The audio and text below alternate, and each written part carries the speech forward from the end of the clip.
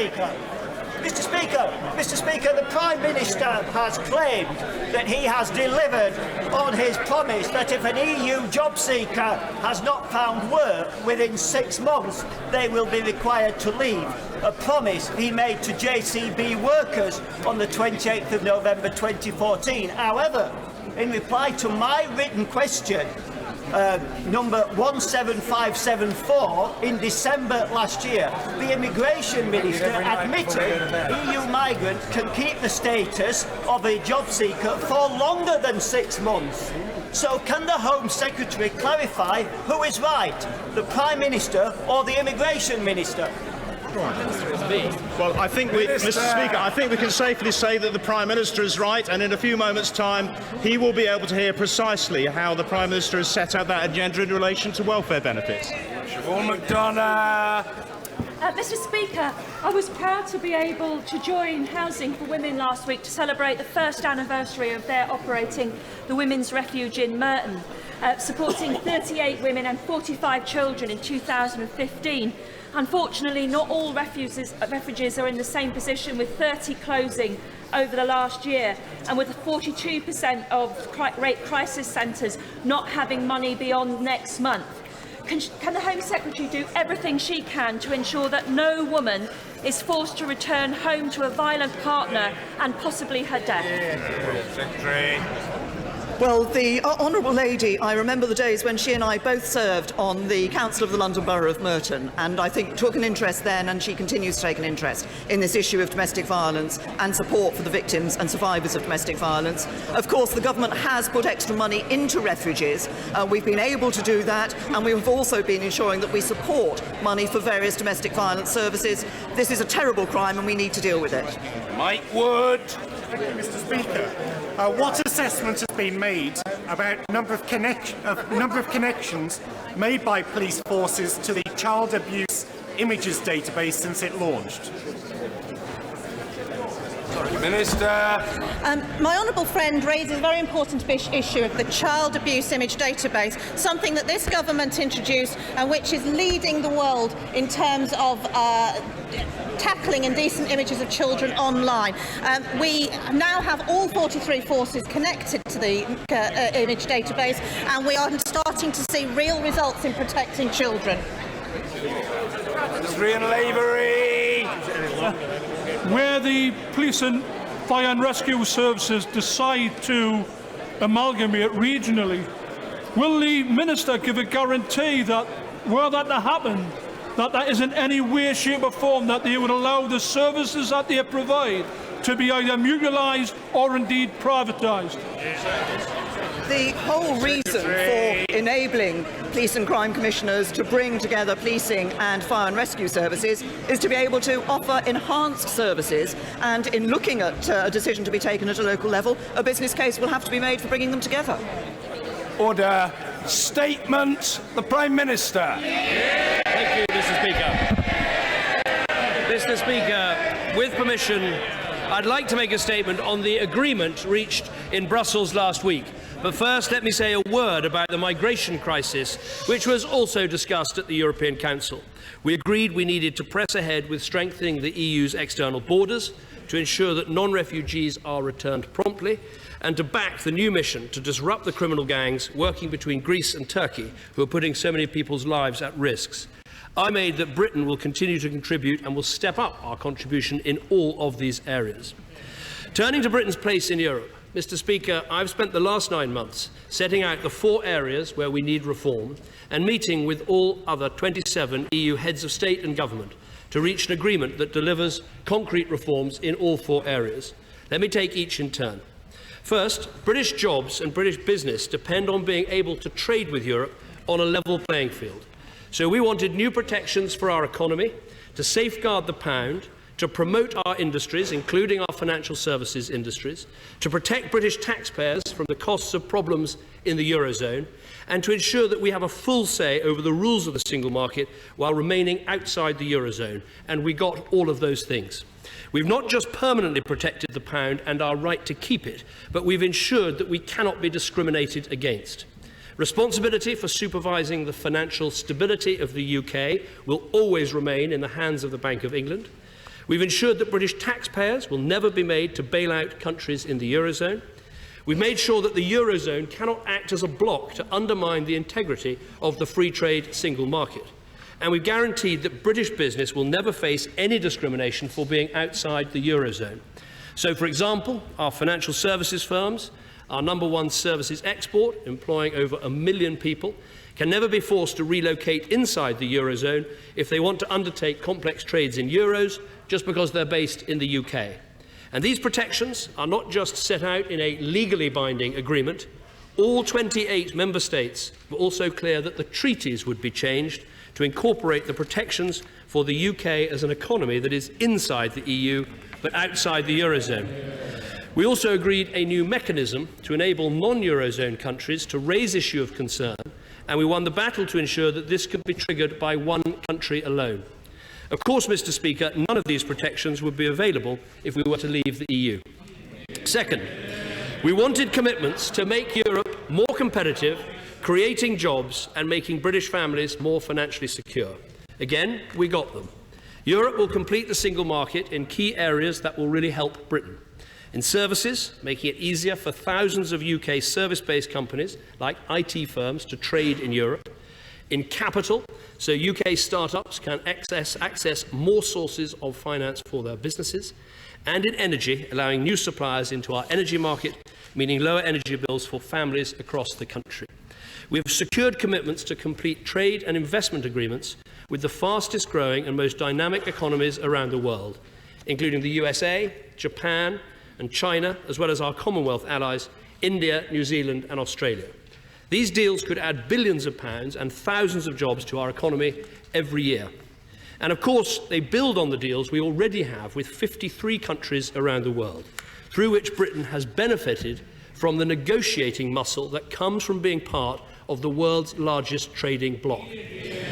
Mr. Speaker, of course, country after country have said to me that, of course, they could sign trade deals with Britain. But they've also said that their priority would be trade deals with the EU. By their nature, these EU deals would be bigger and better. And a deal with Britain wouldn't even be possible until we'd settled our position outside the EU. So, Mr. Speaker, for those members who care about signing new trade deals outside the EU, we would be looking at years and years of delay.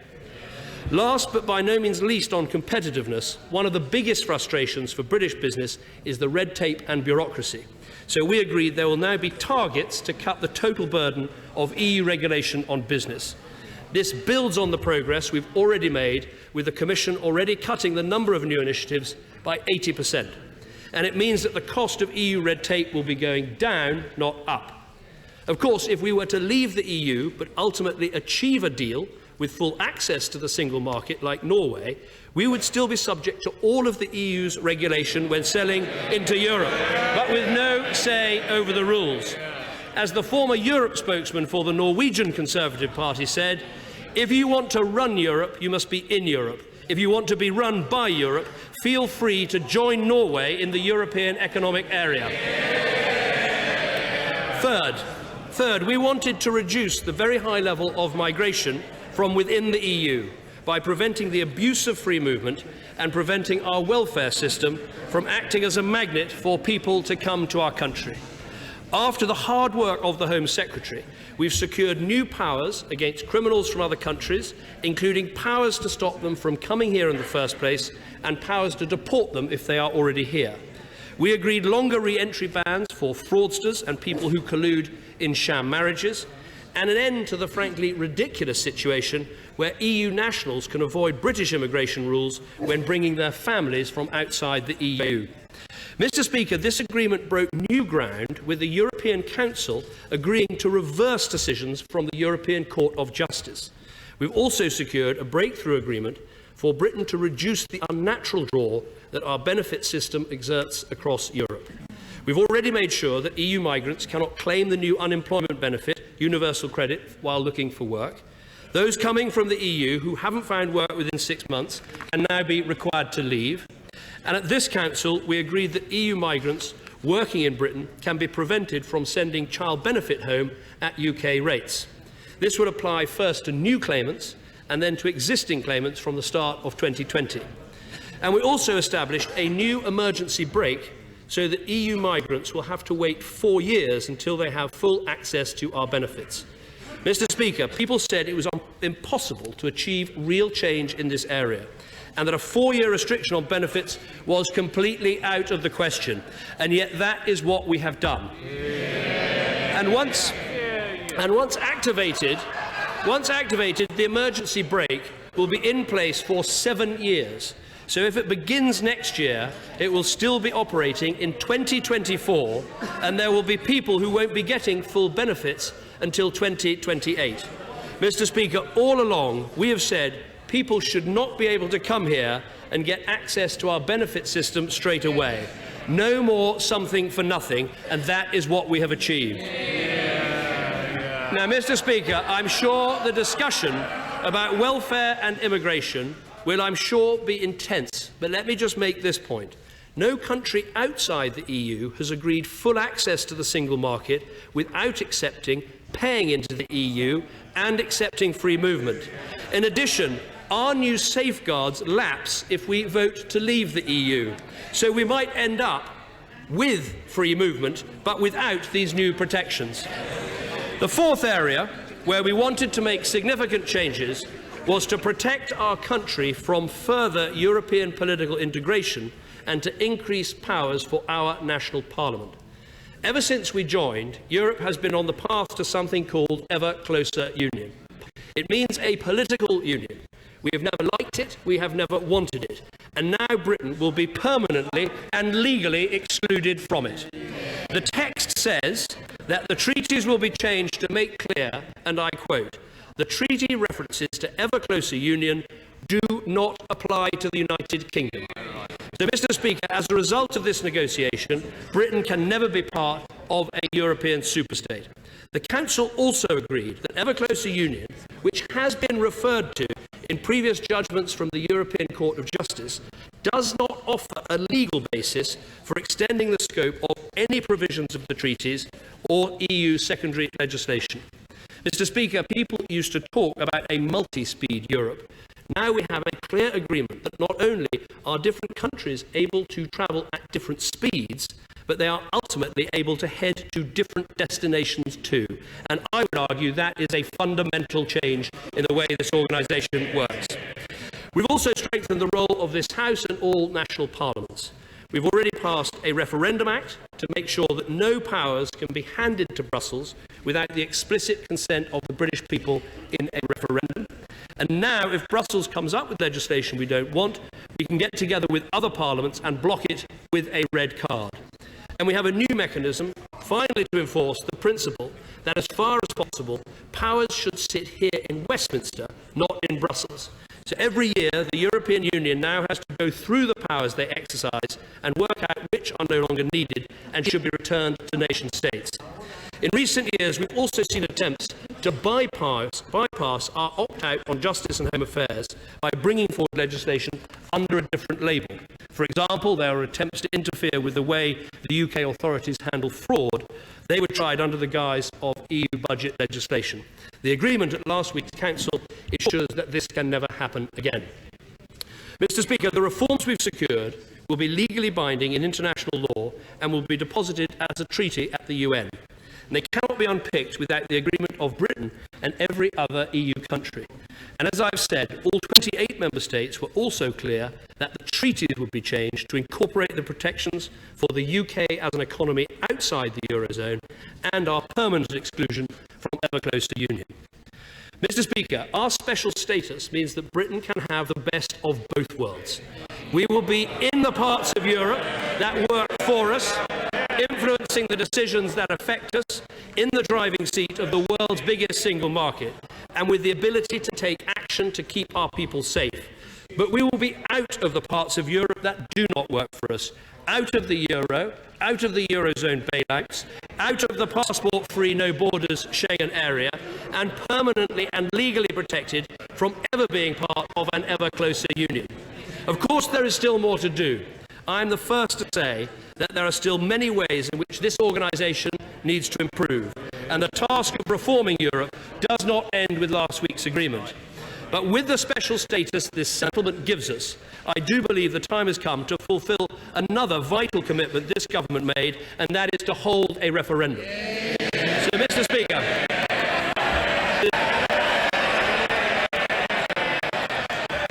Speaker, I am today commencing the process set out under our Reformation Act to propose that the British people decide our future in Europe through an in-out referendum on Thursday, the 23rd of June. The Foreign Secretary has laid in both houses a report setting out the new settlement the government has negotiated.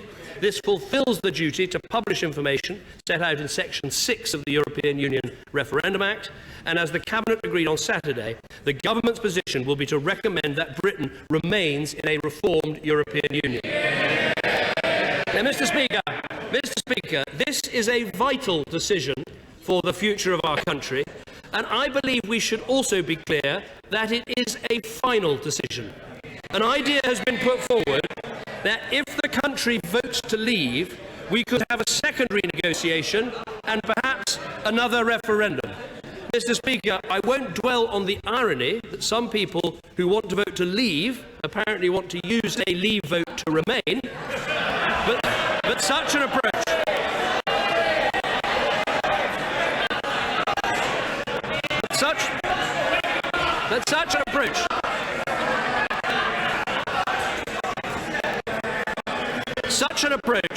also ignores more profound points about democracy, diplomacy and legality. This is a straight democratic decision, staying in or leaving, and no government can ignore that. Having a second renegotiation followed by a second referendum is not on the ballot paper. And for a Prime Minister to ignore the express will of the British people to leave the EU would not just be wrong, it would be undemocratic. On the diplomacy, the idea that other European countries would be ready to start a second negotiation is for the birds. Many are under pressure for what they have already agreed. Then there is the legality, and I want to spell out this point for the House carefully because it is important. If the British people vote to leave, there's only one way to bring that about, and that is to trigger Article 50 of the treaties and begin the process of exit. And the British people would rightly expect that that should start straight away. Let me be absolutely clear about how this works. It triggers a 2-year time period to negotiate the arrangements for exit. At the end of this period, if no agreement is in place, then exit is automatic unless every one of the 27 other EU member states agrees to a delay. And we should be clear that this process is not an invitation to rejoin, it is a process for leaving. Sadly, Mr. Speaker, I have known a number of couples who've begun divorce proceedings, but I do not know of any who've begun divorce proceedings in order to renew their marriage vows.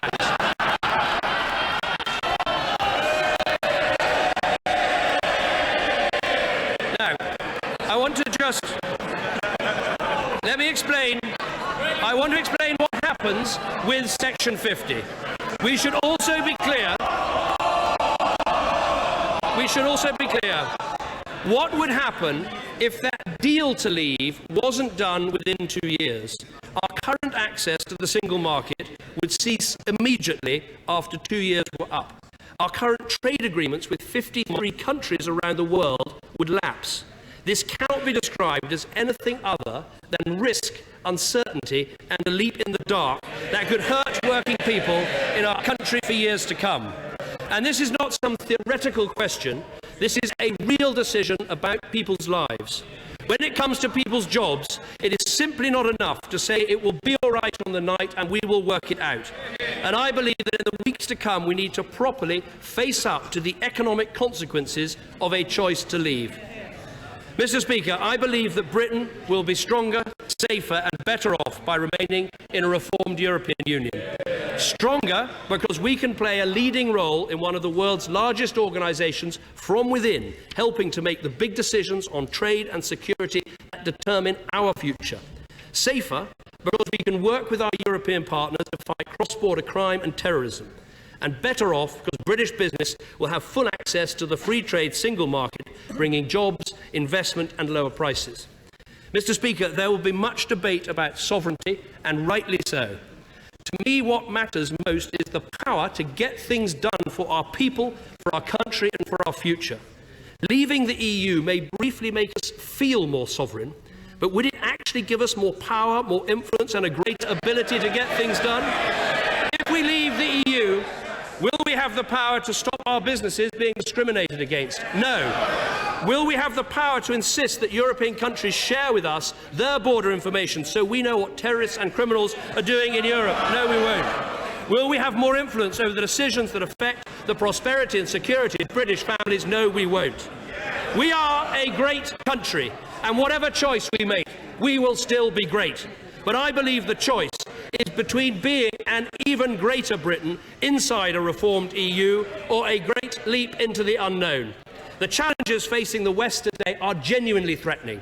Putin's aggression in the east, Islamist extremism to the south. In my view, this is no time to divide the West. When faced with challenges to our way of life, our values and our freedoms, this is a time for strength in numbers. And Mr. Speaker, let me end by saying this. I'm not standing for re-election. I have no other agenda. I have no other agenda than what is best for our country. I'm standing here telling you what I think. My responsibility as Prime Minister is to speak plainly about what I believe is right for our country. And that is what I will do every day for the next 4 months. And I commend this statement to the House.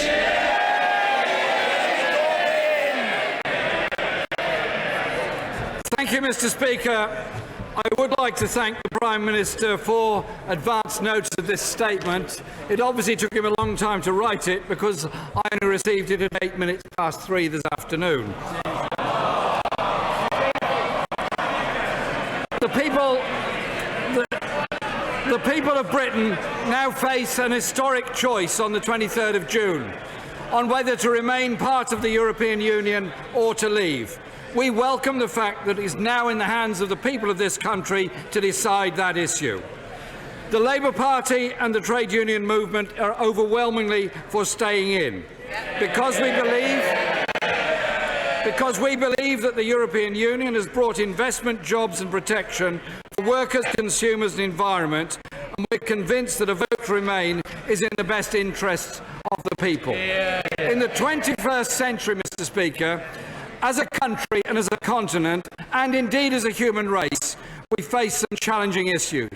How to tackle climate change, how to address the power of global corporations, how to ensure they pay fair taxes, how to tackle cybercrime and terrorism, how we trade fairly and protect jobs and pay in an era of globalisation, how we address the causes of the huge refugee movements across the world, how we adapt to a world where people of all countries move more frequently to live, work and retire. All of these issues are serious, pressing and self-evidently can only be solved by international cooperation. The European Union will be a vital part of how we as a country meet those challenges. Therefore, Mr. Speaker, it's more than disappointing that the Prime Minister's deal has failed to address a single one of those issues. Last week, like him, I was in Brussels meeting with heads of government and leaders of European socialist parties, one of whom said to me,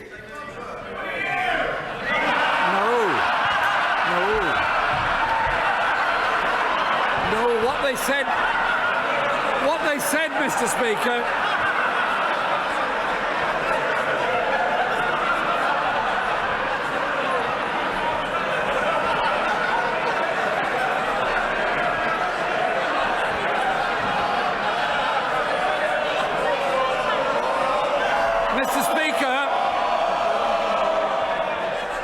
Mr. Speaker, if the party opposite would care to think for a moment about what's going on, one person said to me, and I thought it was quite profound, he said, "We are discussing the future of a continent," and one English Tory has reduced it to the issue of taking away benefits from workers and children.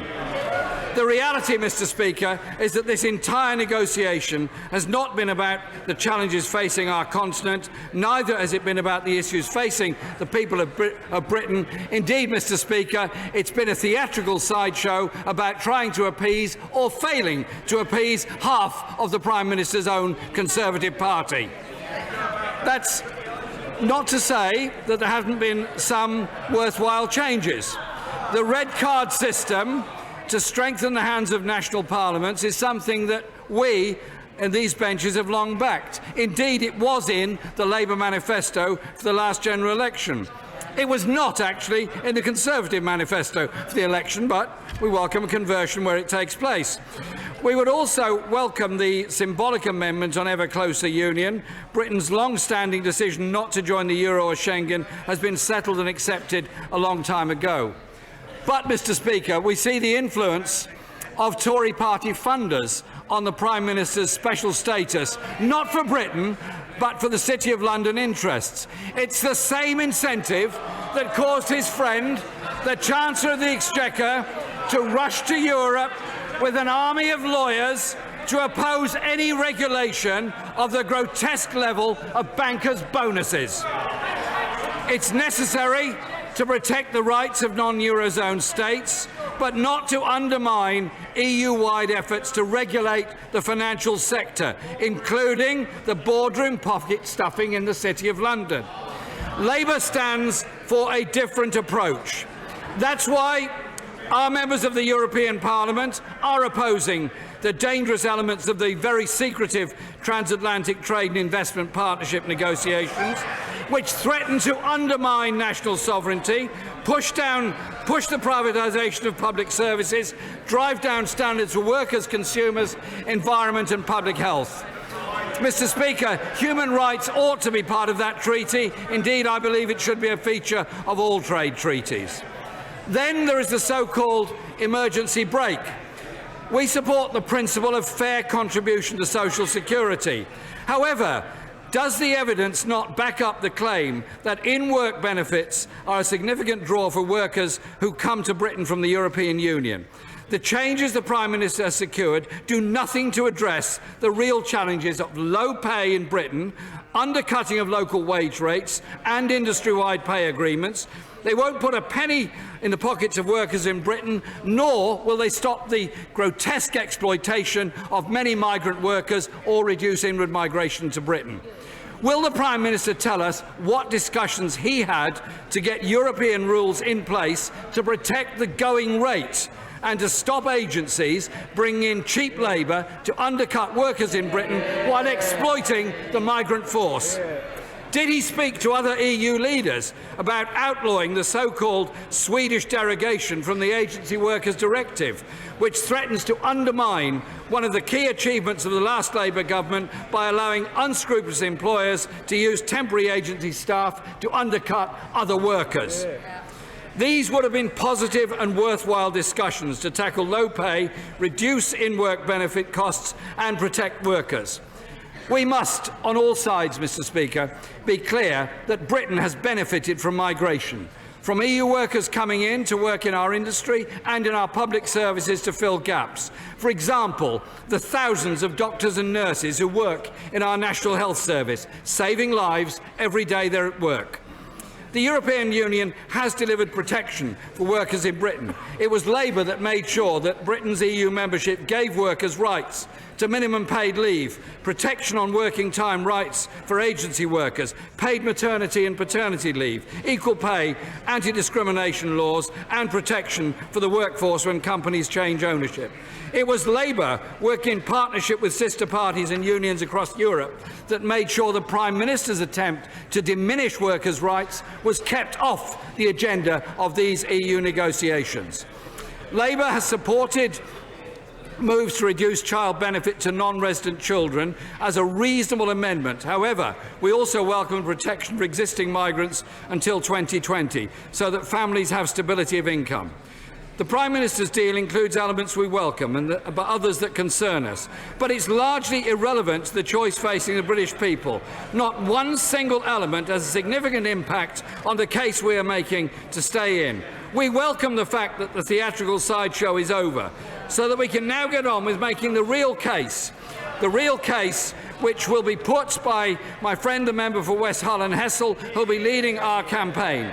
Labour believes the EU is a vital framework for European trade and cooperation in the 21st century.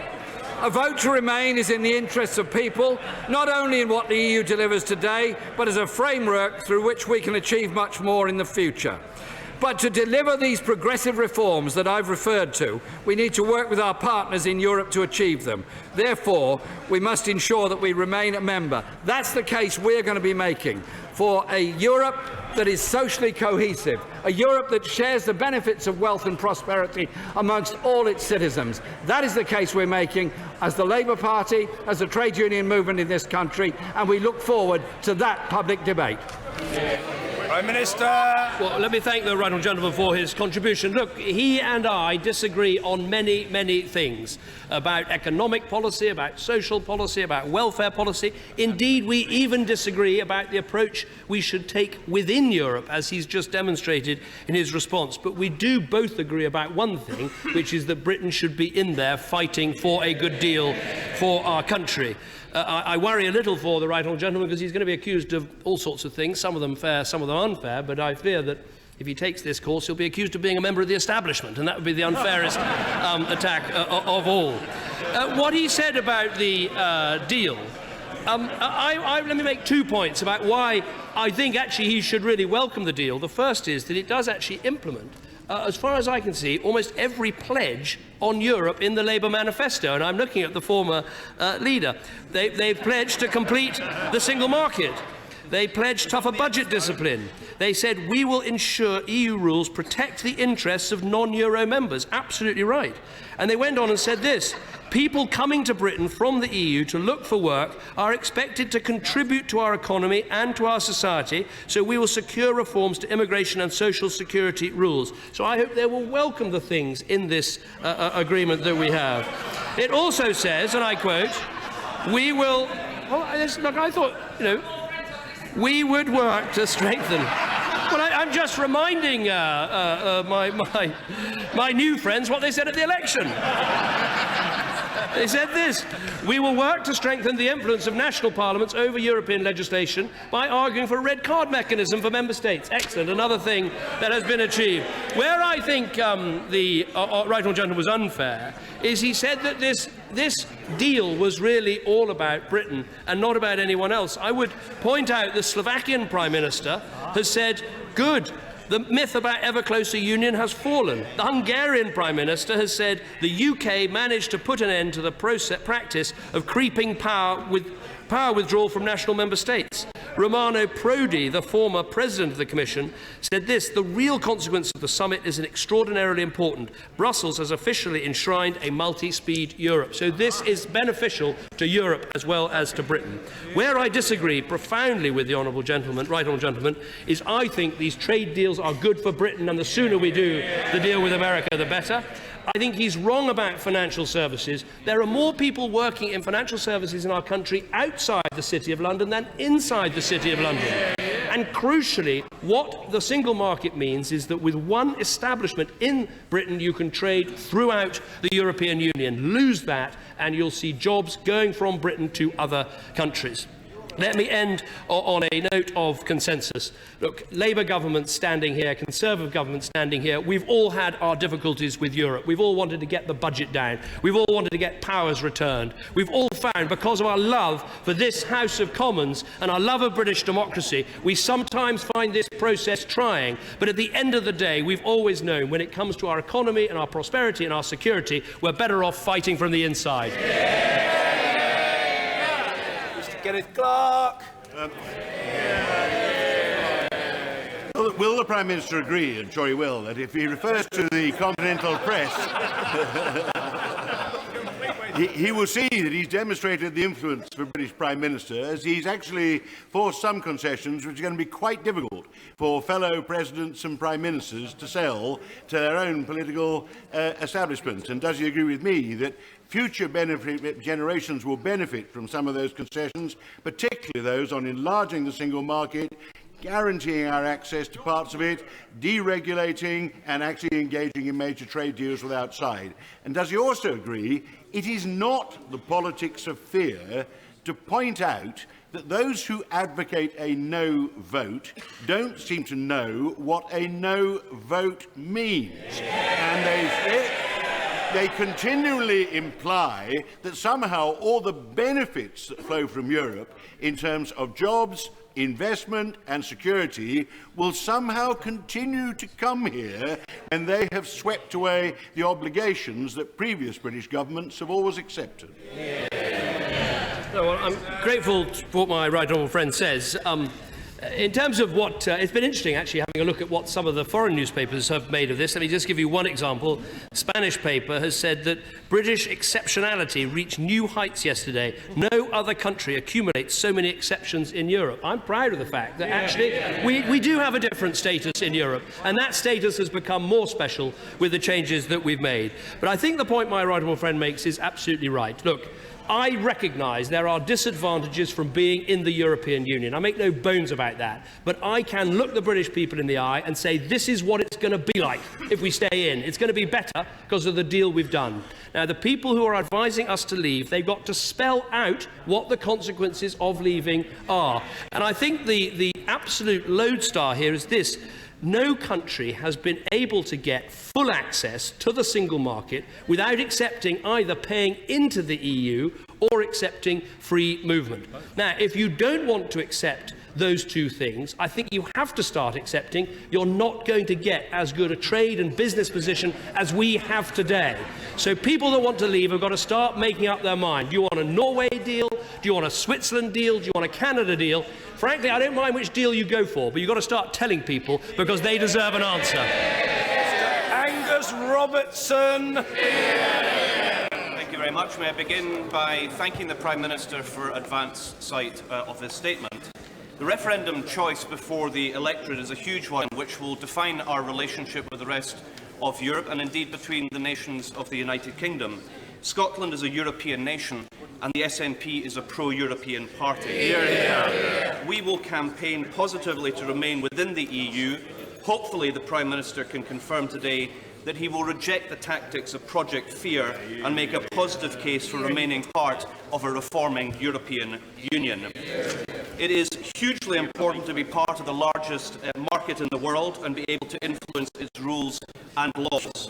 It really matters that we can cooperate with our shared challenges from the environment to crime and security to workers' and citizens' rights. We should also never forget the lessons of European history, Mr. Speaker, and not turn our backs on European neighbours who need help at this time to deal with the huge challenges, including migration. Mr. Speaker, public opinion in Scotland, by a majority, supports membership of the European Union. Every single Scottish MP supports remaining in the EU, as does almost every member of the Scottish Parliament and all bar one Scottish MEP. Does the Prime Minister have any idea what the consequences would be of Scotland being taken out of the EU against the wish of the Scottish electorate?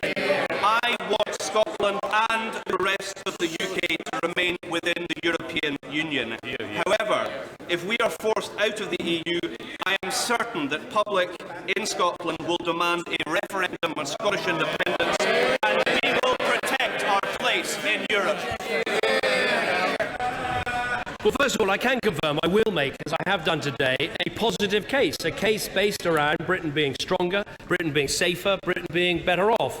But this is a choice, and I think it's very important that we set out the choice and the alternative to the British people, because this is the most important decision that people are going to make on a political issue, potentially in their lifetimes. And I don't want anyone to take a step into the dark without properly thinking through what the consequences are. One thing I absolutely agree with the honourable gentleman about is, although Brussels and the institutions can be frustrating, we should never forget what brought this institution into being in the first place. And even at the most frustrating times of talks, I always find you look round the table and think of how these countries fought each other and killed each other for so long, and the dialogue and the action we take together is positive. In terms of the vote in Scotland, this is one UK vote.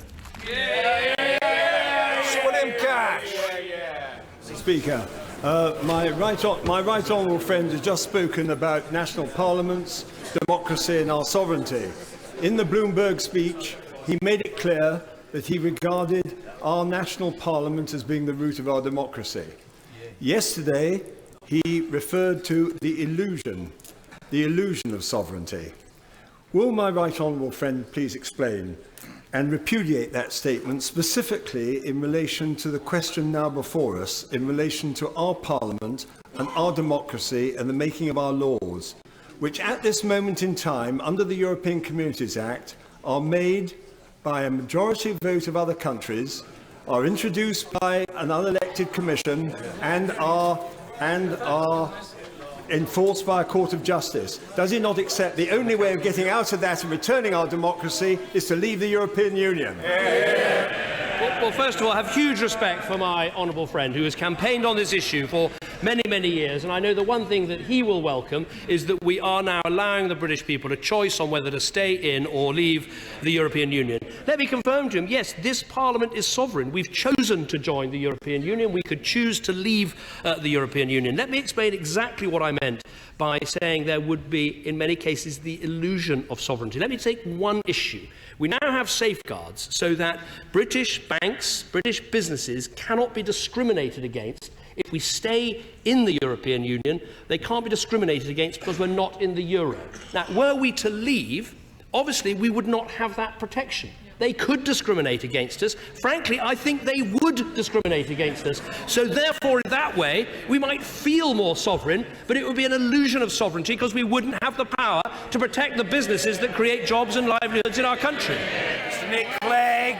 Speaker, despite assurances, it's worth remembering that this referendum is actually about the future of our country, not the future of a divided Conservative party.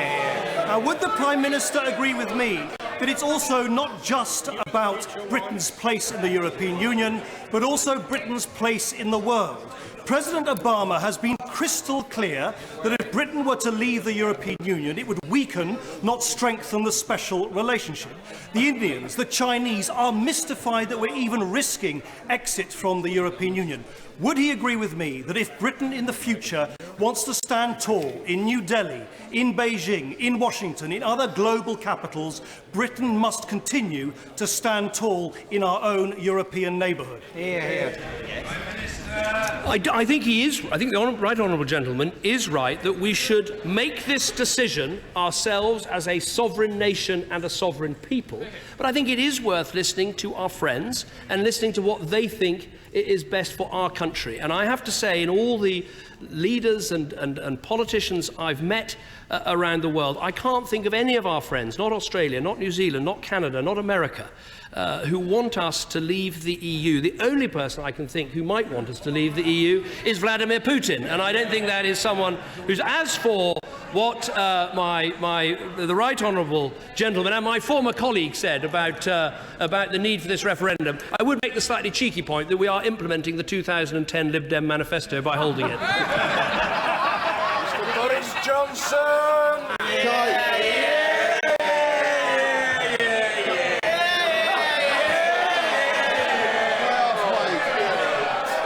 My right honourable friend, the Prime Minister, to explain to the House and to the country in exactly what way this deal returns sovereignty over any field of lawmaking to these Houses of Parliament.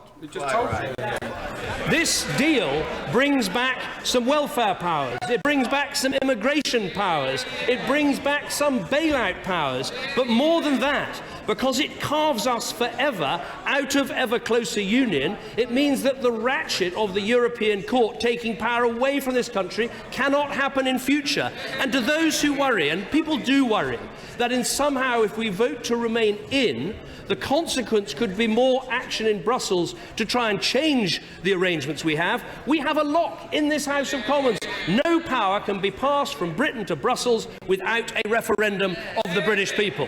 So we have a better deal, we have a special status, we have a chance to make sure we build on what we have, we protect our people, we enhance our prosperity, and that's the choice we should make. Ed Miliband.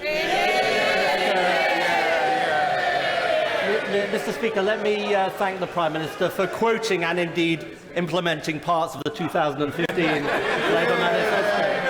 I want to go, Mr. Speaker, to the big picture question here, which is about how we influence things in our national interest. And I want to draw the Prime Minister out on the powerful end of his statement, which is this question. Of course, by being a member of the European Union, we don't always get our own way. But as he said to the right honourable member for Stone, on all of the major issues, whether it's trade or climate change or terrorism and security, he can tell us, because he's been the Prime Minister, does he believe we have more influence in the European Union or outside? And, Mr. Speaker, surely the answer is more influence inside the European Union, not outside. And that's why I passionately believe we must remain in the European Union. Well, I'm very grateful to the right honourable gentleman for what he says, and I can't promise to implement many other parts of the Labour manifesto, but I'm glad to have been assistance here. But I absolutely agree with him. Look, the big picture is this, that when it comes to getting things done in the world that can help keep people safe in our country, a bigger, better deal on climate change, do we get more because we're in the EU? Yes. Making sure we have sanctions against Iran that really work and get them to abandon their nuclear programme, do we do that through the EU and other bodies? Yes, absolutely. Making sure we stand up to Russian aggression in Ukraine. We have been the absolute linchpin between the European Union and the United States of America in making those sanctions count.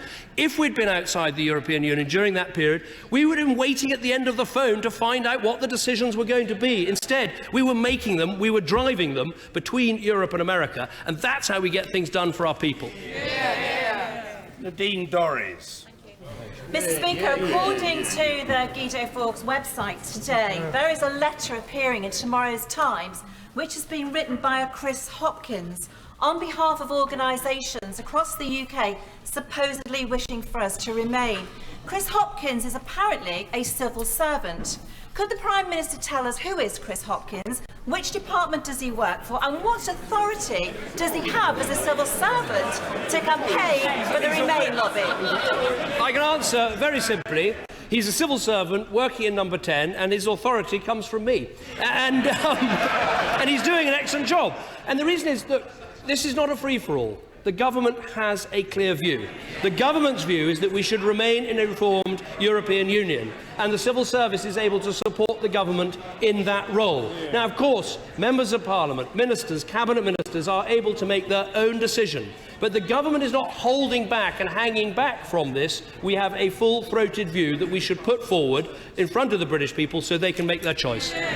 Alan Johnson.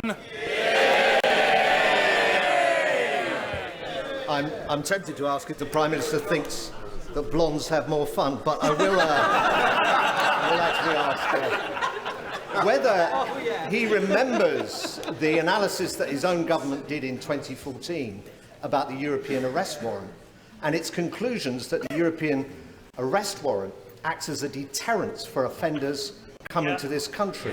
Can he point this out to his Work and Pensions Secretary? And can he ask the Home Secretary to brief the Work and Pensions Secretary on all the other reasons why Britain is safer and more secure in the European Union?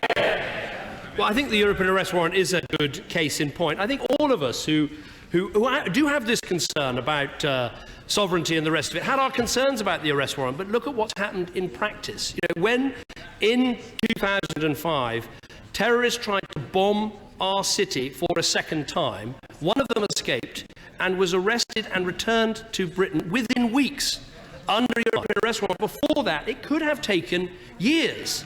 And so I think we can all see that the practical application of these changes definitely keeps us more safe. When it comes to this question of fighting terrorism and cross-border crime, look, obviously people are going to have different opinions. I would urge people, though, listen to the head of ACPO, listen to the former director of MI5, listen to the head of Europol. These are people who know what they speak of, and they are very, very clear. These measures help us to stay safe. Anne-Marie Trevelyan. Mr. Speaker, having spent the best part of recess in the Arctic Circle with the Royal Marines, I'm extremely conscious. I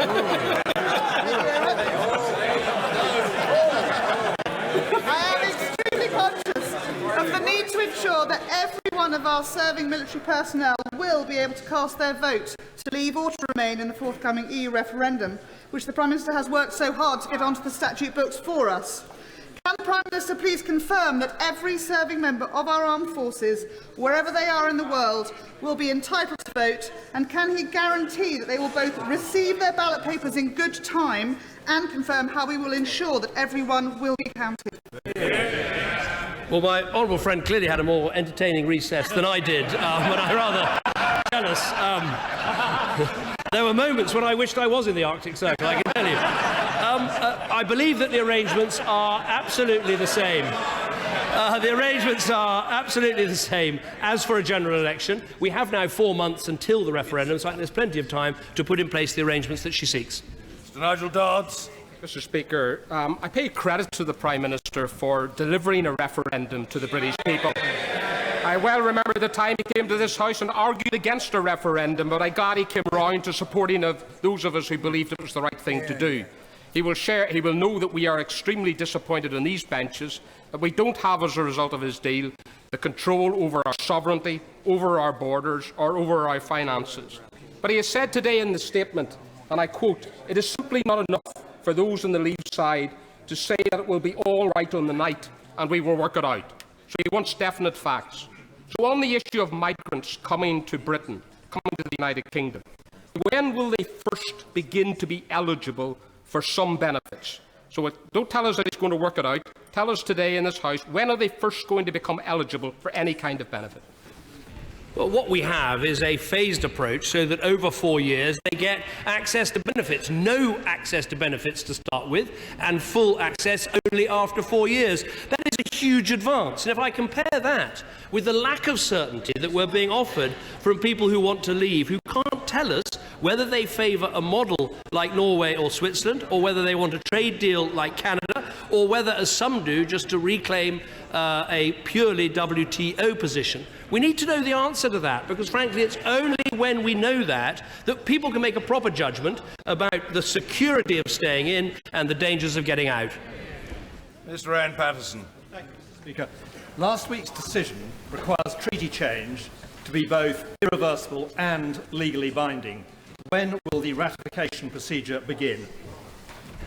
I'm afraid my run isn't right. It is already legally binding and irreversible, because this is a decision of 28 governments to reach a legally binding decision that is then deposited as a legal document at the UN.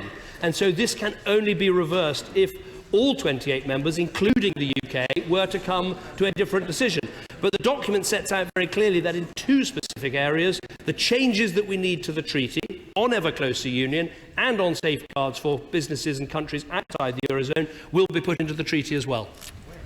Cooper. Thank you, Mr. Speaker. The Mayor of London, who has been touted as the leader of the Leave campaign, said yesterday that Britain would be able to easily negotiate a large number of trade deals at great speed because we used to run the biggest empire in the world. Will he invite the Mayor to wake up to the 21st century, in which the European economy is 6 times larger than the British economy, and in which it took 7 years for Canada to get a trade deal? And does he agree that with so much uncertainty in the world economy, it would be deeply destructive to increase the risks for British exporters, British manufacturers and British jobs? Let me say, where I share the frustration of many of those who are questioning whether we should stay in, is that Britain does need trade deals to be signed rapidly. And we do find it frustrating that Europe is not moving faster, because the Korean Free Trade Agreement has been excellent, and we want to push ahead with Japan, with Canada, with America, with China, and because of this document, all those things are more likely. But where I think the Right Honourable Lady has a good point is this: you can't sign trade deals with other countries until you've determined the nature of your relationship with the EU from the outside. Now, that would take at least 2 years, and then you have to think, how long does it take to sign trade deals? Now, the Canada deal is, I think, now in its 7th year and is still not put in place. So I worry that this is a recipe for uncertainty and risk. Businesses literally wouldn't know what the arrangements were for year after year, and British business, British jobs, and our country would suffer as a result. Mr. Crispin Blunt. My 1998 pamphlet calling for us to address the question of our role in the world via referendum on our EU membership may have escaped the Prime Minister's attention. However, he will understand why I'm absolutely delighted that he has now provided us an opportunity to resolve this question for a generation. Does he agree with me that if the country votes to remain, we must positively commit to the institutions of the European Union to best ensure its success and to move on from the grudging tone that has so dominated our discourse? And equally, the establishment he leads must positively engage with a potential decision to leave and be undertaking reasonable contingency planning now. Well, let me make a couple of points to my honourable friend. First of all, one of the things this renegotiation does is it does address some of the principal grudges that I think this country has rightly had. Too much of a single currency club, too much political union, too much in terms of migration and lack of respect for welfare systems, not enough of competitiveness and removing bureaucracy. Having dealt with some of these grudges, it may, yes, be possible to make sure we get more things done that suit us. I'd also agree with something that the Mayor of London said, which is we do need to make sure that we have high-quality British officials in every part of this organisation so that we can actually help to drive its agenda. But he's right, this should be to settle the issue for a generation. He's also right that we will be publishing the alternatives to membership so that people can see what they are and also people can see that there are plans that could be made. Okay, Hoey. The Prime Minister has said that there's been great reform granted in the renegotiation. Why then did the French President say the European Union has not granted the United Kingdom any special dispensations from its rules in the deal struck? And he went on to say that the Prime Minister had accepted that the City of London would not have special status compared to Europe's other stock exchanges. Why is there such a difference between what the French President is saying and what the Prime Minister is saying? Well, what I'd say is the French Foreign Minister, Jean-Marc Ayrault, said the agreement with the British is a recognition there is a differentiated Europe. I've already quoted the Slovakian, the Hungarian Prime Ministers and the former Italian Commissioner. But also, François Hollande said this, we have recognised Britain's position, not in Schengen, not in the Eurozone. She does not subscribe to the Charter of Fundamental Rights. They are recognising that Britain has a special status in Europe. Mark Pritchard. Whilst the referendum decision, in or out, is a matter for the British people, as an Atlanticist party, does the Prime Minister recognise and acknowledge the concerns from the White House, the Pentagon, the State Department and international players, has already been mentioned, that Britain and Europe need to stand together in an unsafe world? I think my honourable friend makes an important point. I don't believe the American view is based simply on sort of, well, it's easier to make one phone call rather than many. I think it's based on the fact that they believe that Britain will be a stronger partner, more able to get things done, more able to bend the will of other countries in our and America's direction when it comes to solving great crises. If you ask yourself, how have we managed to reduce massively pirate attacks off Somalia? How are we going to try and fix the problems of Libya's border? Yes, we can act unilaterally. Yes, there's the valuable partnerships in NATO, but these EU partnerships are worth a lot too. Mr. Leslie. News that the pound has slid to its lowest level for 7 years on the news that the Honourable Member for Uxbridge has joined the Leave campaign. Aren't we just getting a glimpse of the major economic upheaval that could follow if we leave the European Union? And isn't it a timely reminder that the long-term best interests of our country should come ahead of party politicking or personal ambition? What I'd say to the right honourable gentleman is I think it is important we look at in detail the full economic impacts of either staying in the EU or choosing to leave the EU, and we will be setting out that approach in the weeks and months to come so people can see what the dangers are, what the risks are, and also what the case is.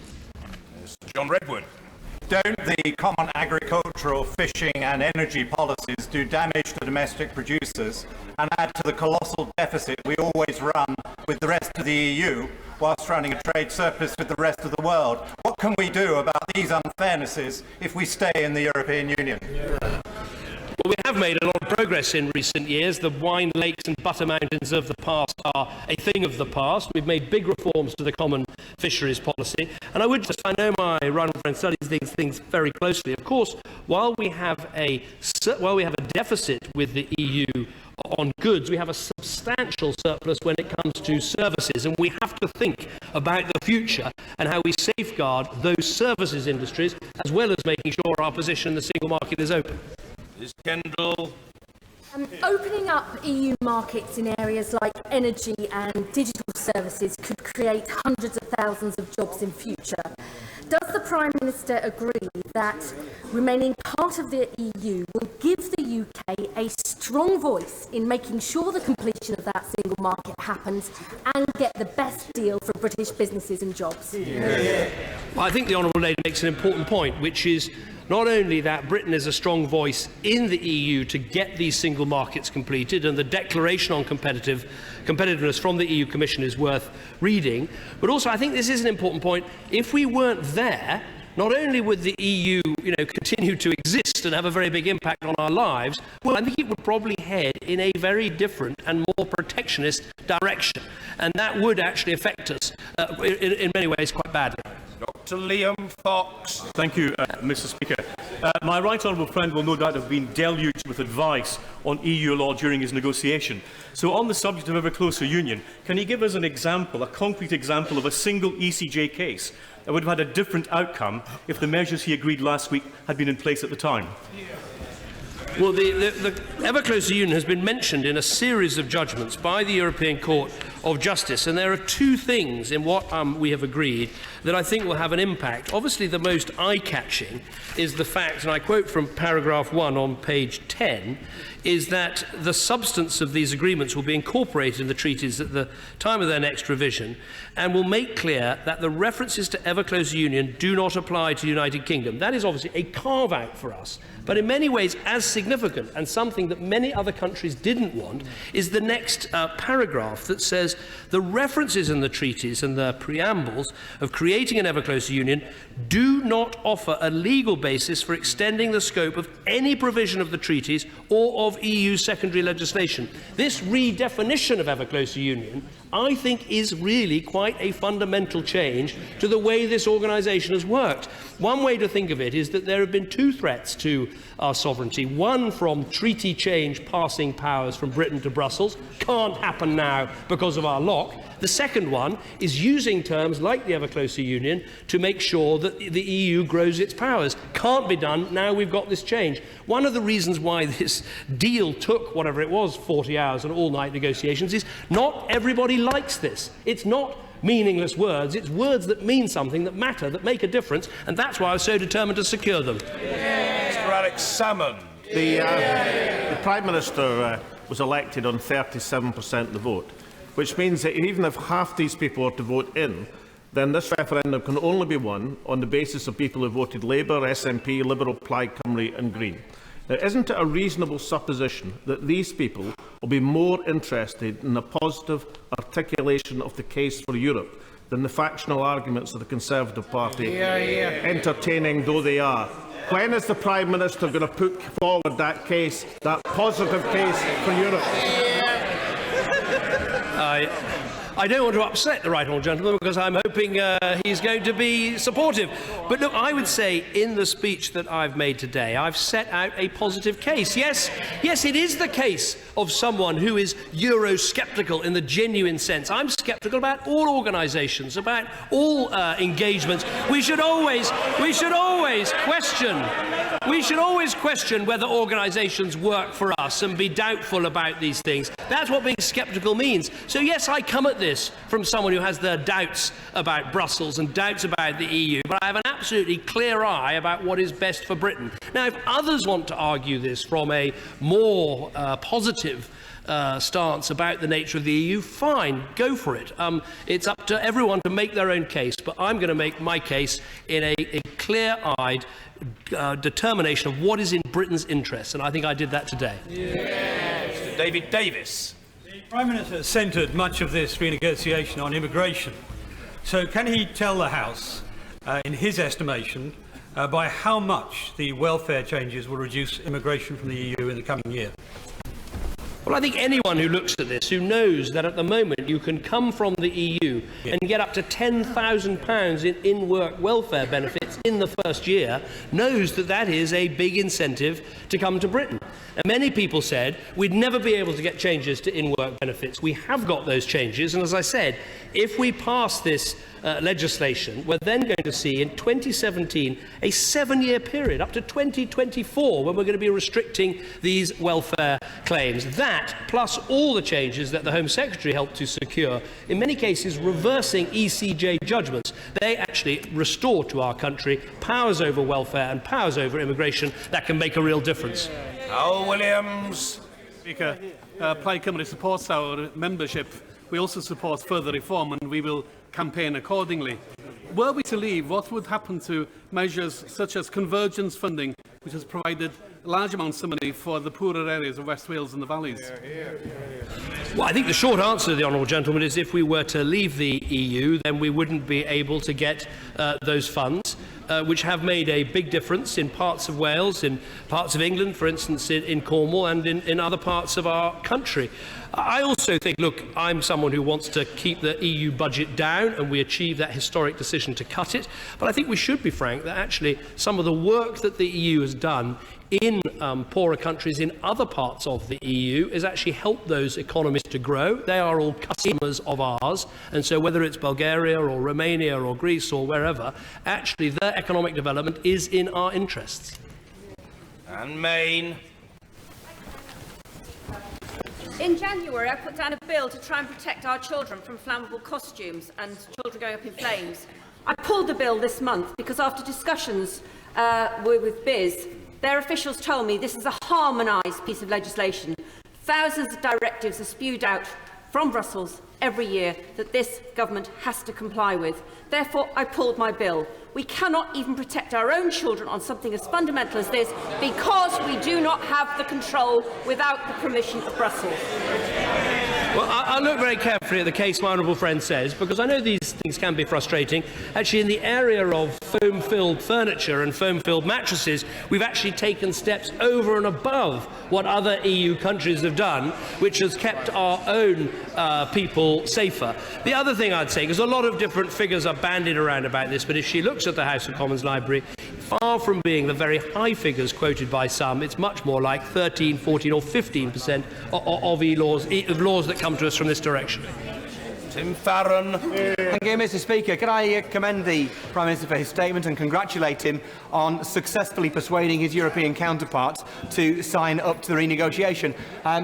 Been less successful, of course, in persuading half the Conservative Party to support him. Will he accept, though, that although his renegotiation may have been successful, it is not central to how most people make up their minds? The reality is, when we belong to a European single market that is worth £80 billion a year to this country, are we better off in or out? When we're facing huge insecurities and dangers in this world, are we better off alongside our friends and neighbours or outside on our own? When we face up to huge international challenges like climate change and like the refugee crisis, are we better off working with others or isolated on our own? Will he join with me in our shared ambition for a Britain in Europe and thwart the blonde ambition behind him? Look, what I would say to the right honourable gentleman is this. Look, of course, the renegotiation was aimed at dealing with some of the legitimate grievances that we've had in the UK for many years about the way in which the EU works. We felt it was too much of a single currency club, too much of a political union, not enough about competitiveness, and not enough protections in terms of welfare and immigration.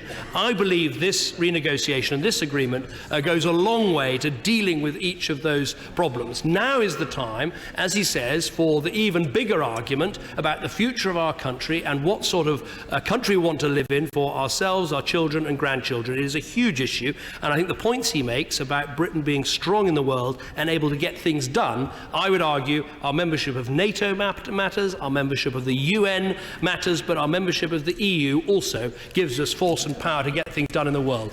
Sir Eric Pickles. I'm grateful, Mr. Speaker. These benches are rightly proud of our record in the drop in unemployment, the record growth, best in the G7, reduction in our deficit. During his many meetings, did he find anybody, even a single person, that might suggest that we would get better terms on our exit to achieve even better outside the European community? No, I think my run friend makes an important point. There is goodwill towards Britain because of the contribution we make to the EU. There is understanding of the problems and difficulties that we've had, and therefore, with a huge amount of diplomacy and travel and meetings and everything else, it has been possible to get, I think, a good agreement for Britain. I don't believe, as I've said in my statement, that if somehow we were to kick over the table and ask for a second one, I don't think it is remotely feasible. Keith Vaz. Mr. Speaker, can I particularly welcome the equalisation of spouse visa rules, which discriminated unfairly against British citizens? And can I ask the Prime Minister to recognise the work of the Minister for Europe? I only managed 2 years in the job. He's done 6, and he still retained his sanity. Almost. Consider where he started. On the other big issue, which is the migration crisis, the British head of Europol said today that there were 5,000 jihadists who are now within the European Union area. Many had come through the external border of the EU. What additional help is being given to Greece and Italy in particular to try and deal with protecting the external border with the support of Frontex? Well, first of all, let me thank him for his remarks about the Europe Minister who was with me in Brussels for this marathon negotiation. I thought his eyes were shutting for a minute there. But he has been doing the job for 6 years and has done it extremely well. The point about spousal visas is important. For many years, we argued this needed to be sorted out, and for many years, the EU said back, well, if you want to equalise the rules, change your own rules, and here we've managed to change effectively their rules. So it is a real breakthrough. In terms of the help that we're giving to Italy and Greece, the discussions in Brussels were very intense because the numbers really do have to be reduced and reduced radically, and that is why I strongly support, and Britain will contribute to, the maritime operation that will have strong NATO support as well as EU support to try to bring together Greece and Turkey with a common information picture, common intelligence about what's happening, so we can stop so many of these criminal gangs operating in the area. I think without that, there isn't going to be the right chance of getting the situation under control. Peter Lilly. For decades, British ministers who've had involvement with Europe have been tempted, and I include myself, to exaggerate the influence we bring to bear and conceal our inability to achieve British interests. Is that why it took a freedom of information request to establish that over the last 2 decades, Britain has voted against 72 measures in the European Council and been defeated 72 times, and the pace of defeat is accelerating? If we make the mistake and take the risk, if we take the risk of remaining in the EU, how many defeats does the Prime Minister expect in the next 2 decades?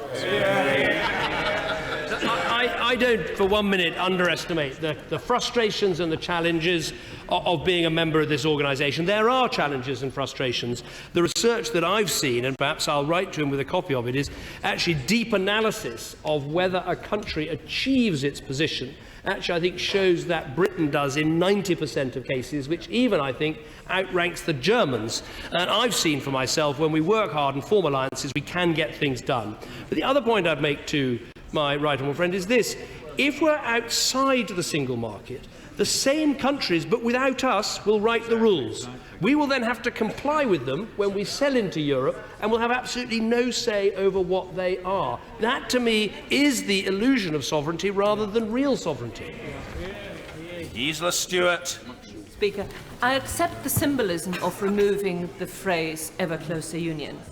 But for it to have legal consequences, I do think the Prime Minister owes this House to give at least one or two examples of where this was the sole legal basis for a decision.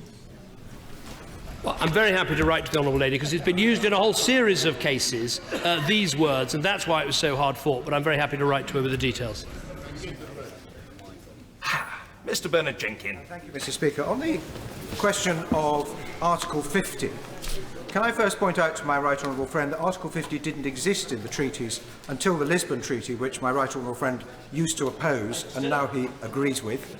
And can I point out that there are many ways of leaving the European Union that might not involve Article 50, and he doesn't want to bind himself in to the Article 50 framework. Can he give it some thought rather than committing himself to a policy which he obviously doesn't support? The point I make to my right honourable friend is that, like it or like it not, and frankly I don't particularly like it, but the Treaty of the European Union sets out the way that you leave. And it's called Article 50, and I think people should read it. And this is what I find slightly odd. If you want to leave, leave. If you want to stay, stay. But the idea of voting to leave to try and half stay, I don't think the British public will understand it. I don't think our European partners would understand it. I'm at a loss to understand it either. I thought we wanted a referendum and make a choice. Angela Smith. Thank you, Mr Speaker. Does the Prime Minister think that President Putin would rather see a strong Britain stay in a strong Europe, or would he rather see Britain break away from the European Union and to see Europe potentially break apart? Well, I think it's certainly true that Vladimir Putin likes to see disunity in the West, whether it is about sanctions, whether it's about Syria, or whether it's about Russian conduct on other issues. And there's no doubt in my mind, having sat in those European Council tables, that the alliance that there is between the Baltic states and Poland, who see at first hand the problems being created by Putin, and countries like Britain that always, in my view, should stand up to aggression, that alliance, together with the French and the Germans, has made Europe's position stronger. And if we weren't there, I don't think you could guarantee that would be the case. And I don't believe that's an overstatement of the position. Steve Baker. Mr Speaker, in October, Lord Rose, the chairman of the pro-EU BSE campaign, said, "Nothing is going to happen if we come out of Europe in the first 5 years, probably. There will be absolutely no change." I hope my right honourable friend finds that reassuring from the head of the campaign to stay in. Will he agree with me that it's inevitable after the public vote to leave that there will be a period of informal discussions before the formal process is triggered? Well, I have to say I have great respect for my honourable friend who's leading the campaign with great vim and vigour and passion. But surely if you want Britain to leave the EU, you want things to change rather than not change. And the truth is that Article 50 is the only way to leave. And what it says is that you spend 2 years negotiating your status outside the EU. And if that can't be agreed, at the end of those 2 years, you leave, unless all 27 other member states agree to extend the process.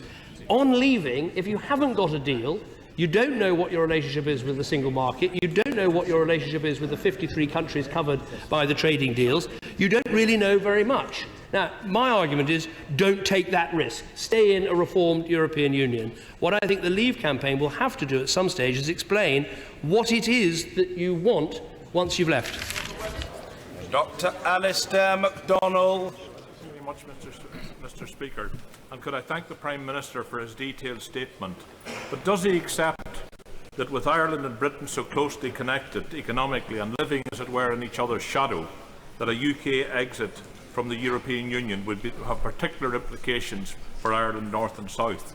And if I could look at the financial stuff, indications suggest that there may be some initial financial savings for the UK, but huge losses were likely to follow, and we've seen the impact today on sterling. Yet we know that the financial impact will be negative and slow. It's not today or tomorrow we'll see the full impact. But, Mr Speaker, with recent polls suggesting that 75% of people in Northern Ireland want to stay in the EU, does the Prime Minister agree with me that a UK exit from the EU will have particularly detrimental impact on Northern Ireland's economy and its hard-won peace process?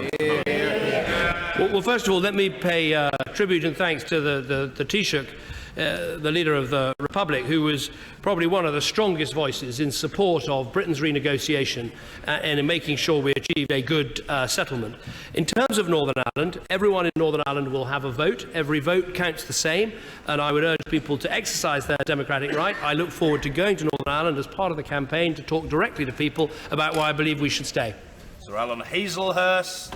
Acknowledging that some people believe that our European neighbours want to do us down at every turn, is it credible to suppose that these self-same people, if we were to leave, could believe that our former partners will fall over themselves to give us free access to the single market, which is the vital foundation for our business and industry to trade across the world?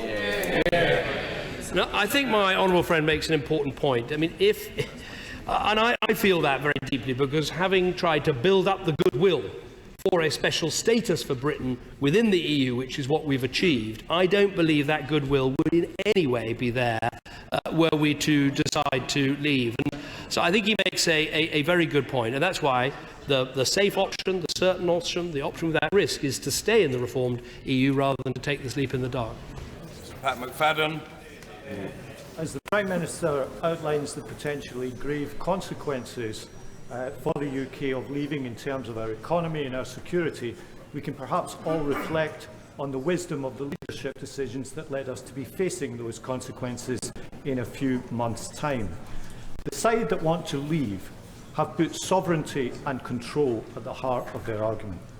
Does the Prime Minister agree with me that if we swap a position where we are a decision maker at the top table, we will be moving from a position of being a rule maker to a rule taker, and that is not sovereignty, it is not control, and it is not the best future for the United Kingdom? Well, I don't agree with what the honourable gentleman said in the first part of his question. I think it is time for a referendum. I think we had too many treaties passing through this House where there was no referendum, whether it was Maastricht under the Conservatives or Lisbon under Labour.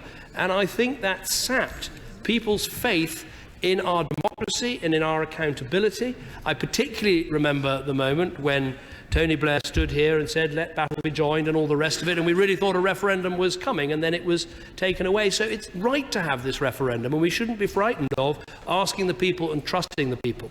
But I absolutely agree with him that if you want to ask the question, how do we have greater control, greater influence, it's by being in there helping to make the rules rather than outside simply taking the rules. Maria Miller. Speaker, can I congratulate the Prime Minister for securing for Britain the special status that he talked about earlier on? And does he agree with me that the problem with the debate so far is that those who want to leave Europe are completely unable to agree on an alternative arrangement for Britain in the EU that would deliver the same sort of economic and security benefits that his renegotiation secures?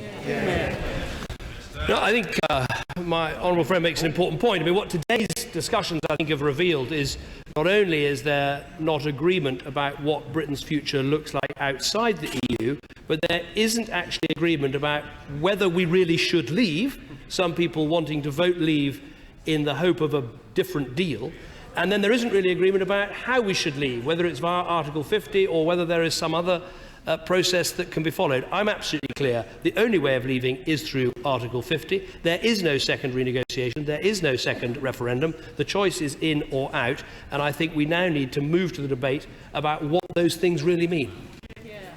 Tasmina Ahmed Sheikh. Thank you very much indeed, Mr. Speaker. Can the Prime Minister tell us, beyond the areas which were specifically addressed in the deal agreed last week, in which ways his government's plans have been constrained by European legislation or regulations? Well, there's no doubt we do face constraints because the way the single market works is a common set of rules that have to be agreed. And as has been said, we don't always get our way. I would argue we get our way far more often than we don't. But there are occasions when we lose a vote and we are constrained by EU regulation or legislation. But the question I think we need to put in a very hard-headed realpolitik sense is, if you're outside, does that actually give you the full control and sovereignty that you seek? It doesn't, because you've still got to trade with Europe and accept the rules. The only thing you've done is remove yourself from the conversation and take away your vote. Sir Roger Gale. Mr. Speaker, the Prime Minister has said that this will settle the issue for a generation. I am blessed with 5 grandchildren, and I believe it is in their best interest that I shall be voting to remain within the European Union. Mr. Speaker, there's another generation that does need some concern. Thousands of people have paid UK taxes and national insurance over the years, are now living in other parts of Europe. My right honourable friend knows that I've sought to represent the interests of those people. They are very frightened indeed. Can he tell them what will happen to them if we leave the European Union? Well, I'm very grateful that my honourable friend has decided to support the case for remaining in the EU. I think he raises an important point because, of course, we often look at free movement in terms of people's decision to come here. We do also need to think about the many British people who chose to work, to live or to retire in other parts of the EU. And the short answer to his question is that I can tell them what it will be like if we stay, but I can't be absolutely certain if we leave. It would depend on a complex and difficult negotiation. I think there'd be a lot of uncertainty. I would urge all those people who have the right to vote to make sure that they exercise that right, and in particular, perhaps we should think of people in Gibraltar, of course, who are all able to vote in this referendum. George Howarth. Could I welcome the Prime Minister's commitment in his statement today to, over the next 4 months, speak plainly about what he believes is right for our country. And as he develops that argument, will he bear in mind that 9 million people voted Labour at the last general election, and their sympathies and values don't naturally lie with his party? He does need to develop a conversation with them as well. I certainly take on board the point the right honourable gentleman takes. Look, this is not a party political issue. This is now something for all people, all voters to get involved in. They might vote Conservative at a general election, but decide to vote in or decide to vote out, and ditto with Labour or Liberal Democrat or Green or what have you. This should be a giant democratic exercise in accountability. We are asking questions about sovereignty. This is a huge sovereign decision by the British people, and while I know I can sometimes upset Labour voters, I would say to them, look, put aside what you think about this government or that rule or that law. Think about the future of your country. Think about the big picture and then make the choice. I'm always nice. Mr. Philip Davis. Thank you, Mr. Speaker. The Prime Minister said that crime should be at the forefront of our thoughts when we are voting in the referendum. So can the Prime Minister tell us how many crimes were committed in the UK by EU nationals, other EU nationals, in the year before free movement of people came into effect, and how many were committed by other EU nationals last year, and how many other EU nationals were in the UK prison system before free movement of people came into operation, and how many there are now. I'm sure he must have that information, as crime's such a big thing for him. If he hasn't got it, perhaps he can write to me with that information. Prime Minister. I don't have all those figures to hand, but what I can say to my honourable friend is, because of the very hard work by the Home Secretary, we're going to be able to bar more criminals from coming to Britain. We're going to have longer re-entry bans. We're solving problems that the ECJ has put in our way. And as for prisoners, the prisoner transfer agreement that we negotiated, actually that will mean we can get foreign prisoners out of our prisons and into their jails. Outside the EU, that would be far more difficult, possibly impossible to achieve. Anne Clwyd. Thank you, Mr. Speaker. I think I'm the only member who was elected to the European Parliament in 1979, same time as the father of the Mayor of London, who I must say talked a lot more sense than his son. we were then on opposite sides. I was in favour of against membership. His father was in favour of membership. I changed my mind. After 2 years in the European Parliament, I saw the benefits of working with people from other nations.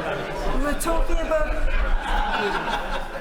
cynics. We were talking about acid rain. We're talking about restructuring and the social effect of restructuring on people who worked in the older industries.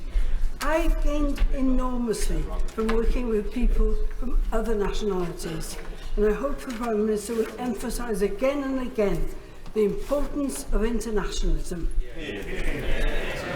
Well, can I thank the Right Honourable Lady for her honesty in saying how she changed her mind when she was sitting with Stanley Johnson, two blonde bombshells, if you like, in the same European Parliament. I remember campaigning with Stanley Johnson, and if the good people of Newton Abbot had decided to vote the right way in 2005, I think it was, or maybe 2010, he would be sitting here, and we would have been able to hear from him as well as from the Mayor of London. Sir Edward Lee. With respect, why does the Prime Minister bang on so much?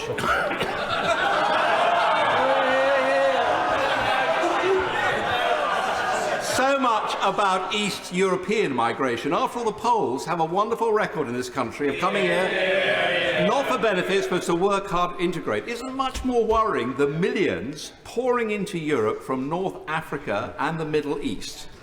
Does the Prime Minister have any idea what proportion of these people will exercise their right to come here once they get their German passports? Because if we remain in, the Channel is about as useful as a trifling Macedonian stream to stop them. I do promise to bang on for the next 4 months, and I hope after that to bang on considerably less about this subject. But I think my honourable friend makes a very important point. Obviously, we have the advantage of being outside Schengen, so that foreign nationals coming to other European countries don't have automatic access to the UK. We can stop them coming in, as indeed we can stop European citizens who we think may be a risk to our country. But the factual answer to his question is that if you look at refugees and others who've arrived in Germany, after 10 years, only around 2.2% have German citizenship. So the evidence to date is that actually there isn't a huge risk of very early grants of citizenship to these people. But I quite agree that we do need to act, and frankly, we're more likely to act if we're involved to try and stop the flow, stem the flow of migrants in the first place. And what's happening right now with this NATO-led operation between Greece and Italy is partly because of a UK intervention into this debate taken with the French, with the Germans, with the Italians, because round that table we can get things done. Emma Reynolds. Thank you, Mr. Speaker. Does the Prime Minister agree with me that the claim that staying in the European Union would make an attack on our shores more likely is deeply irresponsible and factually wrong? Prime Minister. Well, I'm struggling to find the right page in my notes, which is the quote. Oh, I found it. Here we are. I think that this is important because we should be clear about the advantages and the disadvantages of this organisation. I have become very convinced that, of course, when we're fighting terrorism, fighting crime, we rely on the police, we rely on the security and intelligence services, we rely on the Five Eyes partnership, our partnership with America. You know, I've seen it firsthand. It's incredibly powerful when it comes to keeping us safe. But I've seen in recent years just how much this European cooperation matters with things like the Schengen information systems, the European criminal records systems, the passage of information between our organisations. And I think, you're very clear from Hugh Ord yesterday, former president of the Association of Chief Police Officers, who said this: staying in Europe and cooperating with our European allies is essential to keeping British people safe. The European arrest warrant lets us deport terrorist suspects back to their country of origin. Europol helps our police cooperate with their European counterparts, and EU data sharing measures allow our security services to access information on threats from anywhere in Europe within minutes. I think that is a very powerful statement from someone who clearly knows what they're talking about. Now, of course, outside the EU, you could try to negotiate bilateral agreements either with every country or with every system and every organisation. But I do think people will ask, why give up what is a system that's working to keep us safe when it could take so long to try and replicate it? And then even when you've replicated it, as Norway has tried to do with Europol are very clear. They don't get the access, they don't get the personnel, they don't get the extra safety that we get by being a full member. Mr. Damien Green. 200,000 of our UK firms trade with the EU, and it accounts for just under half our total trade. Given that the EU is the only of the big world trading blocs in which we have a say in setting the rules. Would it not be absurd to give away that say? Would it not betray those 200,000 firms and lead to fewer jobs, less growth and damage to our economy? I think my honourable friend makes an important point, which is, while it would be good if the World Trade Organization was signing more multilateral trade deals, there hasn't been a successful round for 22 years. So if we're interested in driving free trade and market access in the world today, you need to be part of a bloc that can sign good and effective deals. We've seen that with Korea. We've seen it with Singapore. We now need to see it with all the other countries that the EU is doing these deals with. And as I said, of course, outside the EU, you could sign deals, but the information I have from country after country is, yes, we'd do a deal, but only after we fixed our deal with the EU, and that is likely to be a bigger deal and a better deal. So I think the argument on this trade deal issue very much goes one way. Kelvin Hopkins. Thanks, Mr. Speaker. Britain has an enormous trade deficit with the rest of the EU, amounting to over £60 billion a year, equivalent to over 1 million jobs exported from Britain to the continent, and half of those to Germany. Isn't it obvious that the EU needs us much more than we need it? And the last thing the EU is going to do is to start a trade war with Britain. I think the problem with the statistics that the honourable gentleman gives is this. Obviously, 50% of our trade is with the EU, but if you take the EU as a whole, something like only 7% of their trade is with us. So were we to leave the EU and then contemplate the negotiation that would follow, clearly we're not in the stronger position. So I think that's important. Second point I'd make, and I made this earlier, yes, we have a trade deficit in goods, but we have a massive trade surplus in services. And it is actually in the single market in services where the prospects for progress are greatest today. So there would be a danger, if we were to leave, that maybe you'd get that deal on goods relatively quickly because of our deficit. But if they held up the deal on services, where would all our service companies be? Where would those jobs be? What would we say to those companies about how long it could take to get a deal to safeguard the incomes and prospects of families across our country? Mr. Jacob Rees-Mogg. Thank you, Mr. Speaker. May I congratulate my right honourable friend in spending 40 hours, apparently 4 clean shirts and a packet of Haribo, in implementing the Labour Party manifesto in his conversations in Brussels. Doesn't this actually show the problem that for so much Labour he has achieved so little? That the European Union is a failing organisation, a failed common fisheries policy, a failed common agricultural policy, a single market that shackles us with regulation that makes us fundamentally uncompetitive, an immigration system that is betraying people who get to Europe, and not to mention the Eurozone, which, thank heavens, we're not a member of. And in this failed organisation, the Prime Minister has said in his statement that we are to make a final decision. The one sentence of his statement I fundamentally agree with. A final decision to be made in June as to whether we stay with a failed body or whether we leave and make our own path. Is the government's policy basically always keep a hold of nurse for fear of finding something worse? Obviously, my honourable friend and I have a profound disagreement about this issue. I very much respect his views because he's held them in good faith for many years. And I have held my views that we need reform, but reform within the EU for many years, and I hope that, I'm sure we can, respect each other in the months of debate ahead. The only thing I would say, where I do want to take issue a little with my honourable friend, is about manifesto delivery. I mean, I won't run through the whole thing, but we said we'll legislate for a referendum. We've delivered it. We said we'll protect our economy from further integration of the Eurozone, covered in the settlement. We said we want to see powers flowing away from Brussels, covered in the settlement. We want national parliaments to be able to work together to block unwanted European legislation, covered in the settlement. We want an end to our commitment to ever closer union, covered in the settlement. We will ensure that defence policy, national security remains firmly under British national control, covered in the new settlement. We'll insist that EU migrants who want to claim tax credits must live here and contribute to our country for 4 years, covered in the settlement. Time and time again, we all stood on this manifesto. I'm proud of this manifesto. I'm proud of the team that put it together, the team that's implementing it. So while I say, yes, let's have this vigorous argument Let us not pretend that we haven't delivered the manifesto that we stood in front of the British people with. Fiona McTaggart. Speaker, you will be aware that I'm very proud to represent more international headquarters of multinational companies investing in Britain in Slough than any other place of a similar size. And yet those companies say to me that the reason they've come here is the English language, is our good transport links, and because we're a gateway to the European market. The bosses of those companies aren't saying that very publicly.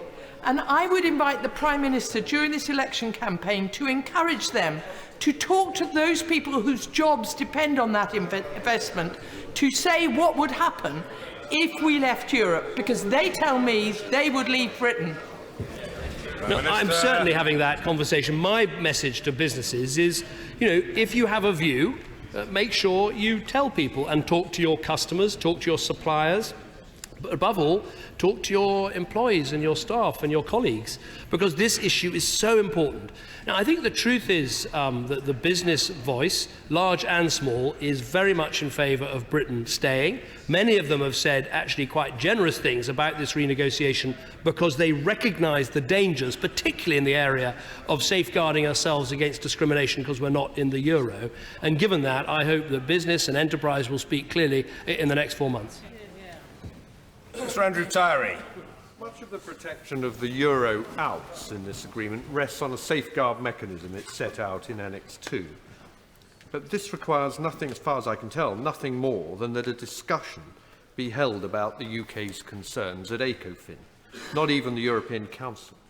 And it leaves Eurozone members free to enforce its will by QMV. So can the Prime Minister explain what beyond the discussion, which can be ignored, has been achieved by the safeguard mechanism? No, I absolutely can answer that, and I think it's a very important question, because there are two things here. First of all, there's a set of principles set out in Section A on economic governance, and these are principles of non-discrimination, of no cost, no disadvantage. Crucially, in paragraph 4, which was of real concern to the Bank of England, and I know will be of concern to his committee, is making clear that the financial stability of member states whose currency is not the euro is a matter for their own authorities and own budgetary responsibility. So these principles are very important, and what is, I think, exciting about this is not only have they been set out for the first time, not only has Europe for the first time accepted that there are other currencies inside the European Union, but these changes will be incorporated into the treaties. So the mechanism, if you like, is something over and above, a new way of making sure that issues are raised, should we want to, at the level of the European Council, which is a protection we don't have today. But I think actually making the principles part of the treaty, already an international legally binding decision, is actually hugely important. And I think if he listens to people who speak on behalf of financial services and the Bank of England and others, they will recognise this is really important progress for Britain. Mr. Andrew Gwynn. Thank you. There's still plenty that divides myself and the Prime Minister politically, but on this and in the national interest, I think he's right to be campaigning for Britain to remain in the European Union. I want to put a quote to him. Leaving would cause at least some business uncertainty while embroiling the government for several years in a fiddly process of negotiating new arrangements, so diverting energy from the real problems of this country. That was on the 7th of February. The Mayor of London was right 15 days ago, wasn't he? Well, what I would say to the honourable gentleman and to everyone is we have really got to examine what these alternatives are, how much uncertainty there would be, how long these processes would take, because I think therein lies the importance of this decision for businesses, for families, for people's prospects up and down our country. Sir Oliver Heald. Minister agree with me that one of the key benefits of his agreement is to give legal clarity about Britain's special status within the EU, and he'll be aware of the uncertainties there have been for those advising the government about the law in the past, which this resolves. Does he also agree with me that it's wrong to say that this is not legally binding? It is, and it's irreversible unless we choose otherwise. And for those who want to look at the legal niceties, there is a very long opinion by Professor Sir Alan Dashwood, Queen's Counsel, the leading EU constitutional lawyer in this country, which can be read on the Henderson Wilson Chambers website. I'm very grateful for what my right honourable friend says, given that he was a senior law officer in the government. I've also listened very carefully about what my honourable friend, the member for Beaconsfield, has said, who couldn't have been clearer on this point. I've also read the judgment by Dashwood and indeed seen the government's own legal advice, and all of this says this is legally binding and irreversible. And I think people who question it should look at the Danish protocol, which has been in existence and worked very well for 23 years. Mr. Barry Sherman. Mr. Speaker, does the Prime Minister share my concerns and my worries that after 70 years of peace and prosperity, any nation begins to take it rather for granted and take the institutions that created that peace and prosperity? I was born on the August weekend in London at the height of the Battle of Britain. Unimaginable. But my generation and many people in this country with longer memories know that peace and prosperity are not guaranteed unless you work together across Europe to maintain them day after day, month after month and year after year. Now, I agree with the honourable gentleman. It's worth remembering why this came about in the first place, the appalling bloodshed on our continent. I think actually for people of my generation, very much post-war children, we should remember that. I think we should then look afresh at the institutions of the EU and try and make sure this organisation works, for this century rather than the last century, and that's part of what this agreement is all about. But I absolutely agree. I remember the meeting we once had, for instance, at the Cloth Hall in Ypres for a European Council, and you can't sit in that building without thinking of the slaughter that European countries have engaged in the past. Sir Gerald Howarth. Mr. Speaker, may I too salute my right honourable friend for honouring his commitment to the British people to offer them a referendum, and also for his extraordinary stamina over the last week or so whilst we have been enjoying the recess. But I'm afraid for me this is not the fundamental reform we were promised. And my right honourable friend's made a lot in this debate and in the last few weeks about security, but would he not agree with me that the security of Europe is dependent upon NATO, not upon the EU, and that it is NATO which is protecting us from further incursion by President Putin, and that we do NATO no good by suggesting that somehow the EU has some competence in this area? I have huge respect for my right honourable friend, and he served brilliantly in the last government, helping to strengthen our defences. And I have to say, perhaps 10, 15 years ago, I might have said the same. When it's defence, it's really about NATO and our partnership with America and not the EU. But I think when we consider defence and security in the round today, the way that we fight terrorism, yes, it depends on those other relationships, but it also depends on what we do through the EU. And I see that every day through the exchange of information.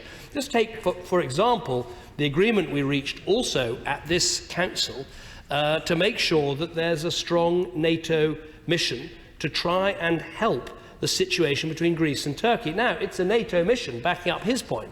But where was some of the conversation going on about it? Where were the Germans and the British and the French sitting together and working out what assets we could supply, how we could get real power into it? It was done round the European Council table. So the fact is, we need both to keep safe in the modern world, to fight terrorism, fight criminality, stand up to evil around the world, use all the organisations, not just some of them. Natalie McGarry. The Prime Minister has played fast and loose with our cultural, social and economic future in Europe for a series of concessions which seem to do nothing to satisfy his own Eurosceptic front and backbenchers.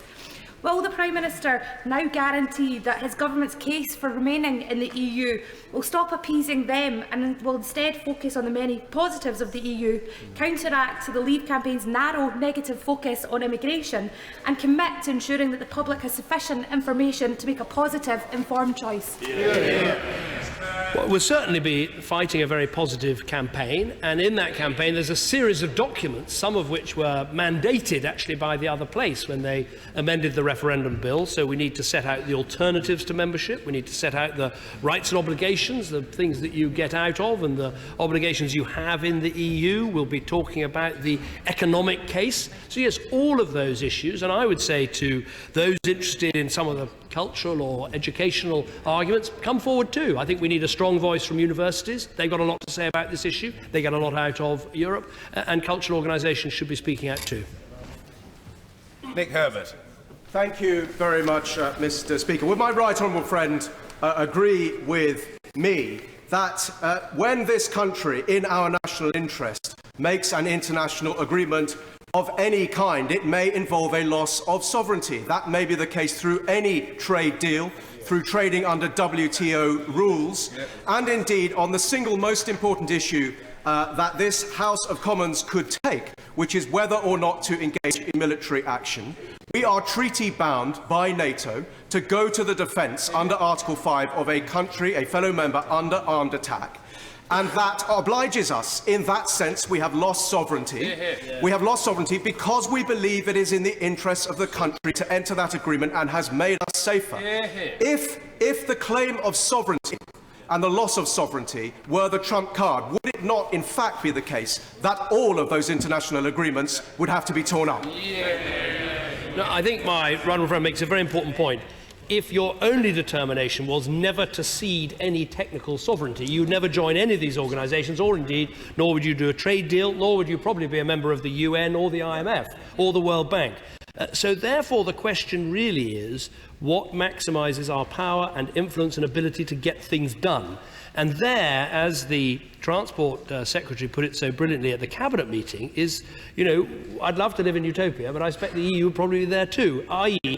you don't abolish the EU by leaving it, you just simply cut yourself off from something and therefore possibly make yourself in many ways less powerful rather than more powerful.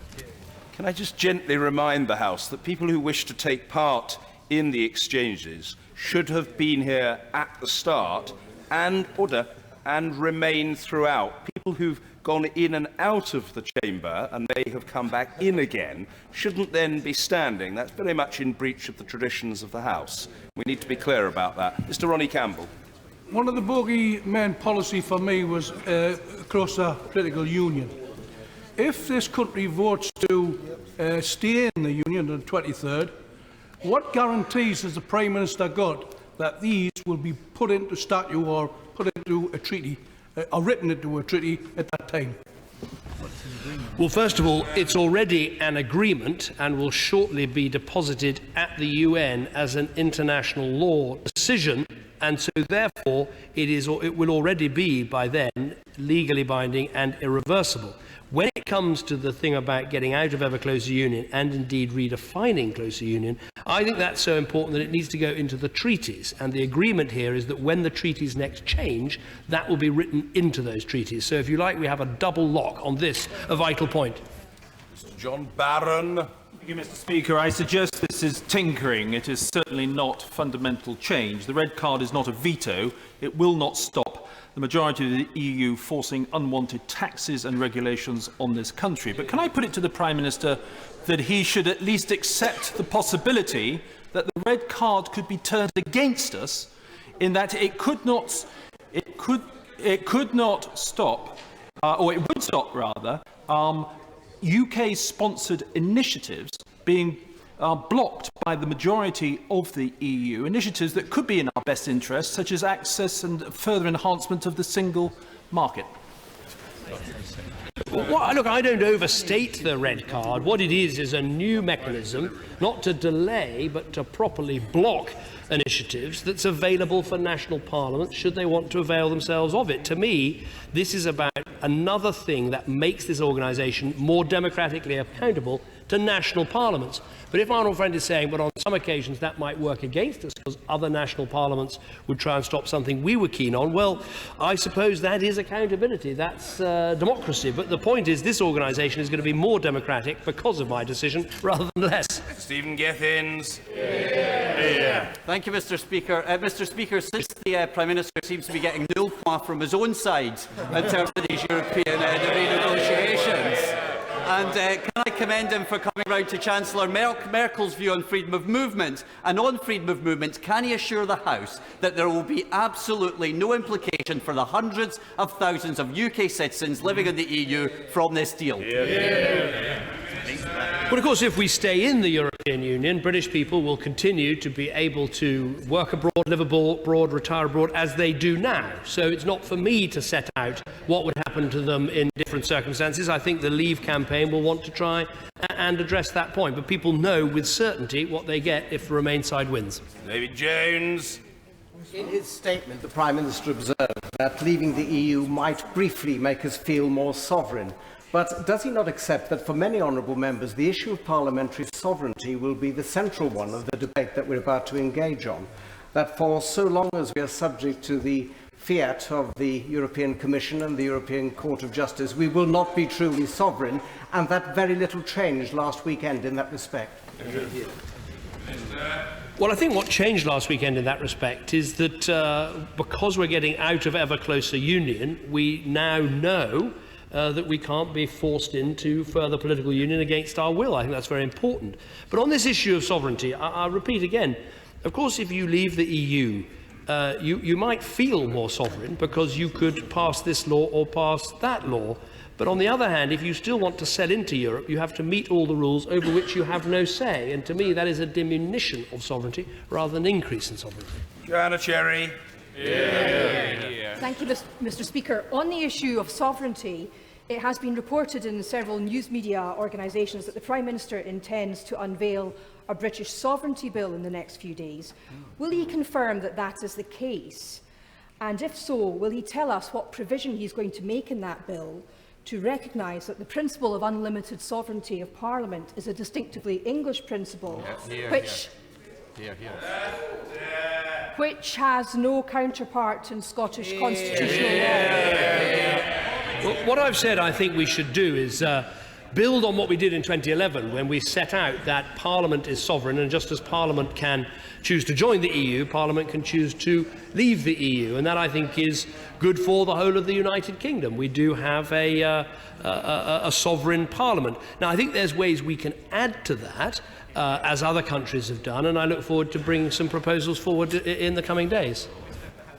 Mr. Peter Bone. Thank you, Mr. Speaker. On Friday, 2,500 people packed the QE2 Centre to see Go launch the national cross-party Leave campaign.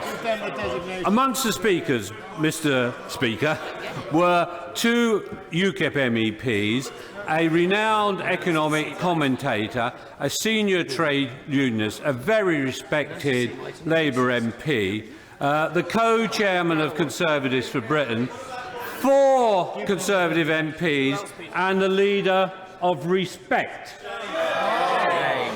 In 2014, Mr. Speaker, Ruth Davison, our excellent Conservative leader in Scotland, linked arms with George Galloway in the national interest. Does the Prime Minister agree that Ruth Davison was right? And does he agree that sometimes you have to work with people you don't like?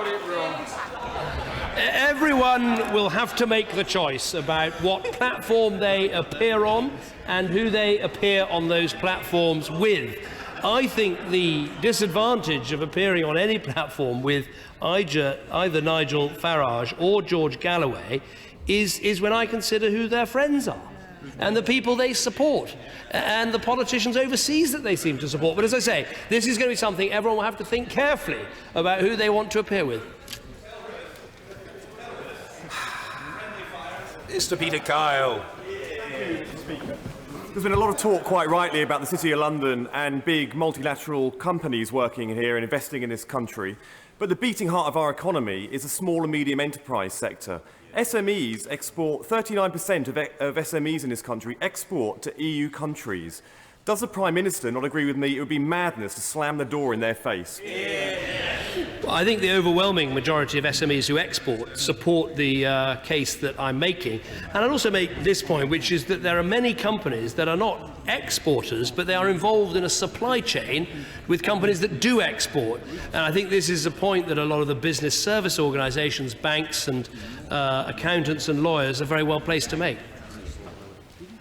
Mr. Henry Smith. Thank you, Mr. Speaker. I would like to also thank my right honourable friend, the Prime Minister, and all right honourable and honourable members of this House who voted for us to have a referendum on our EU membership. Can the Prime Minister say whether the agreement he has reached alters the Lisbon Treaty at all? Well, obviously it does. When we change these treaties, this will be one of the, as it were, founding documents of the EU. So the international law agreement, and then in time the treaty changes, will sit alongside the other treaties that have been produced in the past.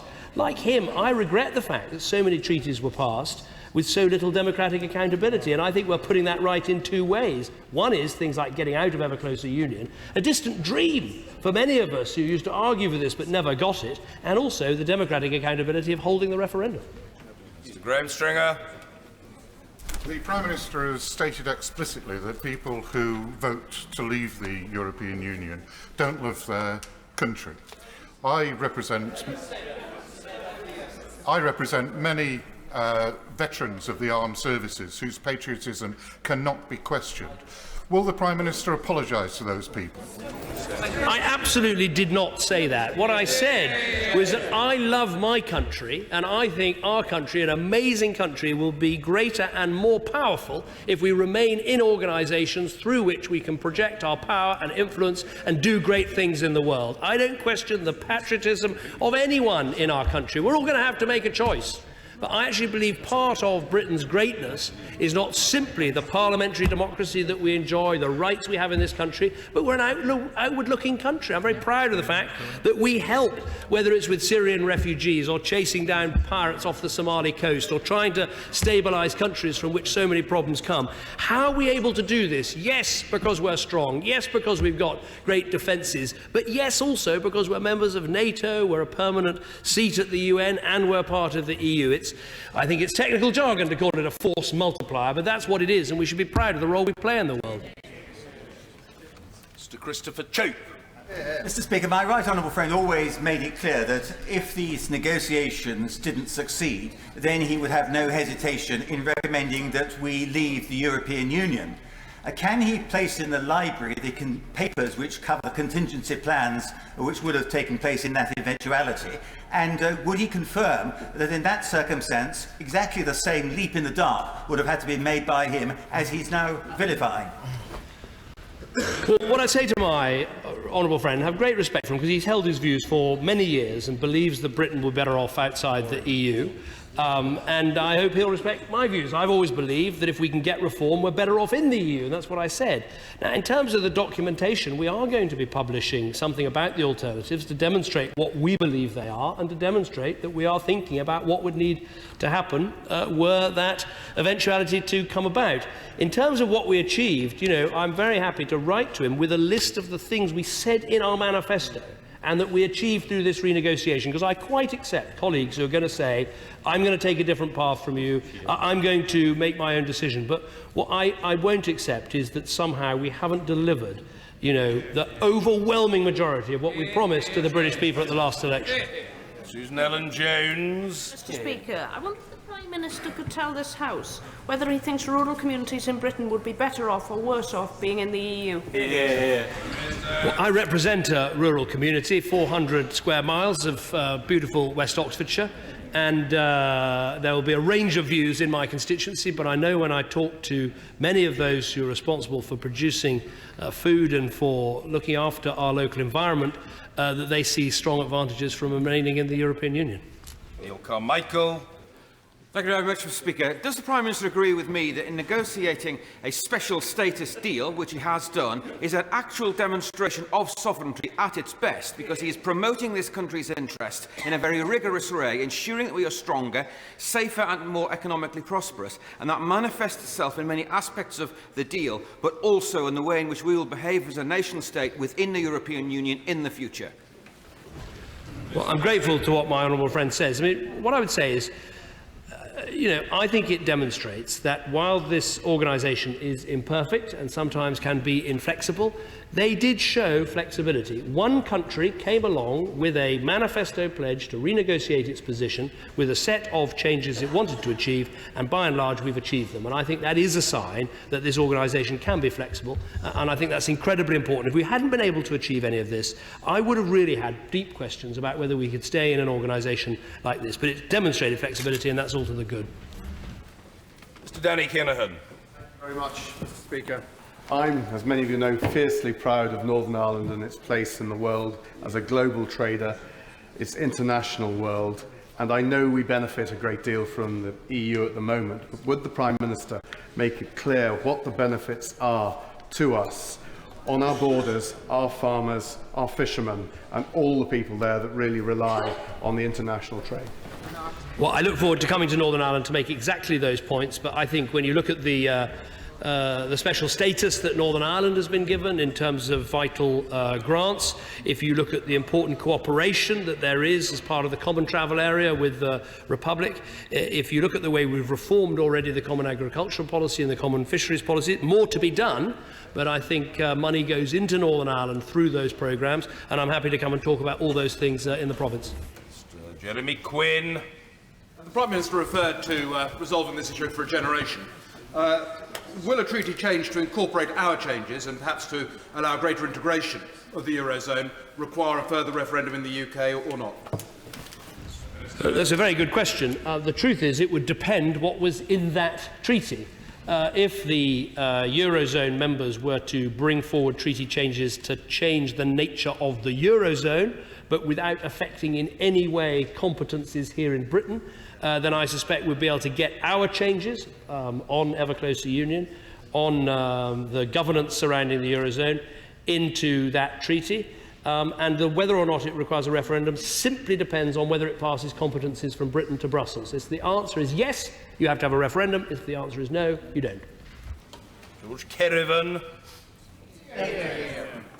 In his statement, the Prime Minister said, I quote, "Responsibility for supervising the financial stability of the UK will always remain in the hands of the Bank of England."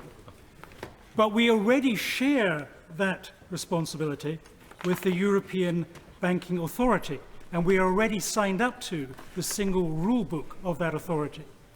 How is the Prime Minister's statement compatible with the view of Mr. Andrea Enria, the head of the European Banking Authority, who says that that institution must be the dominant player in setting the rules, particularly if Britain wishes to keep the pound and stay within a single European financial regulation?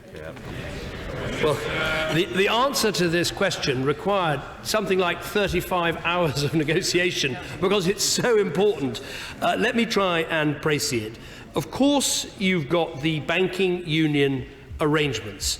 And for the Eurozone countries, they need to have their banks properly scrutinised and regulated at a European level. We have our own currency, our own banking supervision arrangements.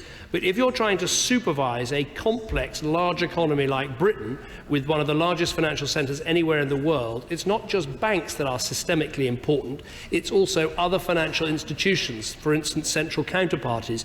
And why this is so important is at the end of the day, we need to make sure that whatever the Eurozone does, we are protected in terms of the Bank of England playing the role in being able to intervene, to resolve and to supervise those systemically important institutions. That's what paragraph 4 is about. Although that sounds very technical, at its heart is actually something fantastically important, because if Britain, fifth largest economy in the world, important financial centre, if we can't have fair rules in an organisation where the Eurozone is obviously a very large currency.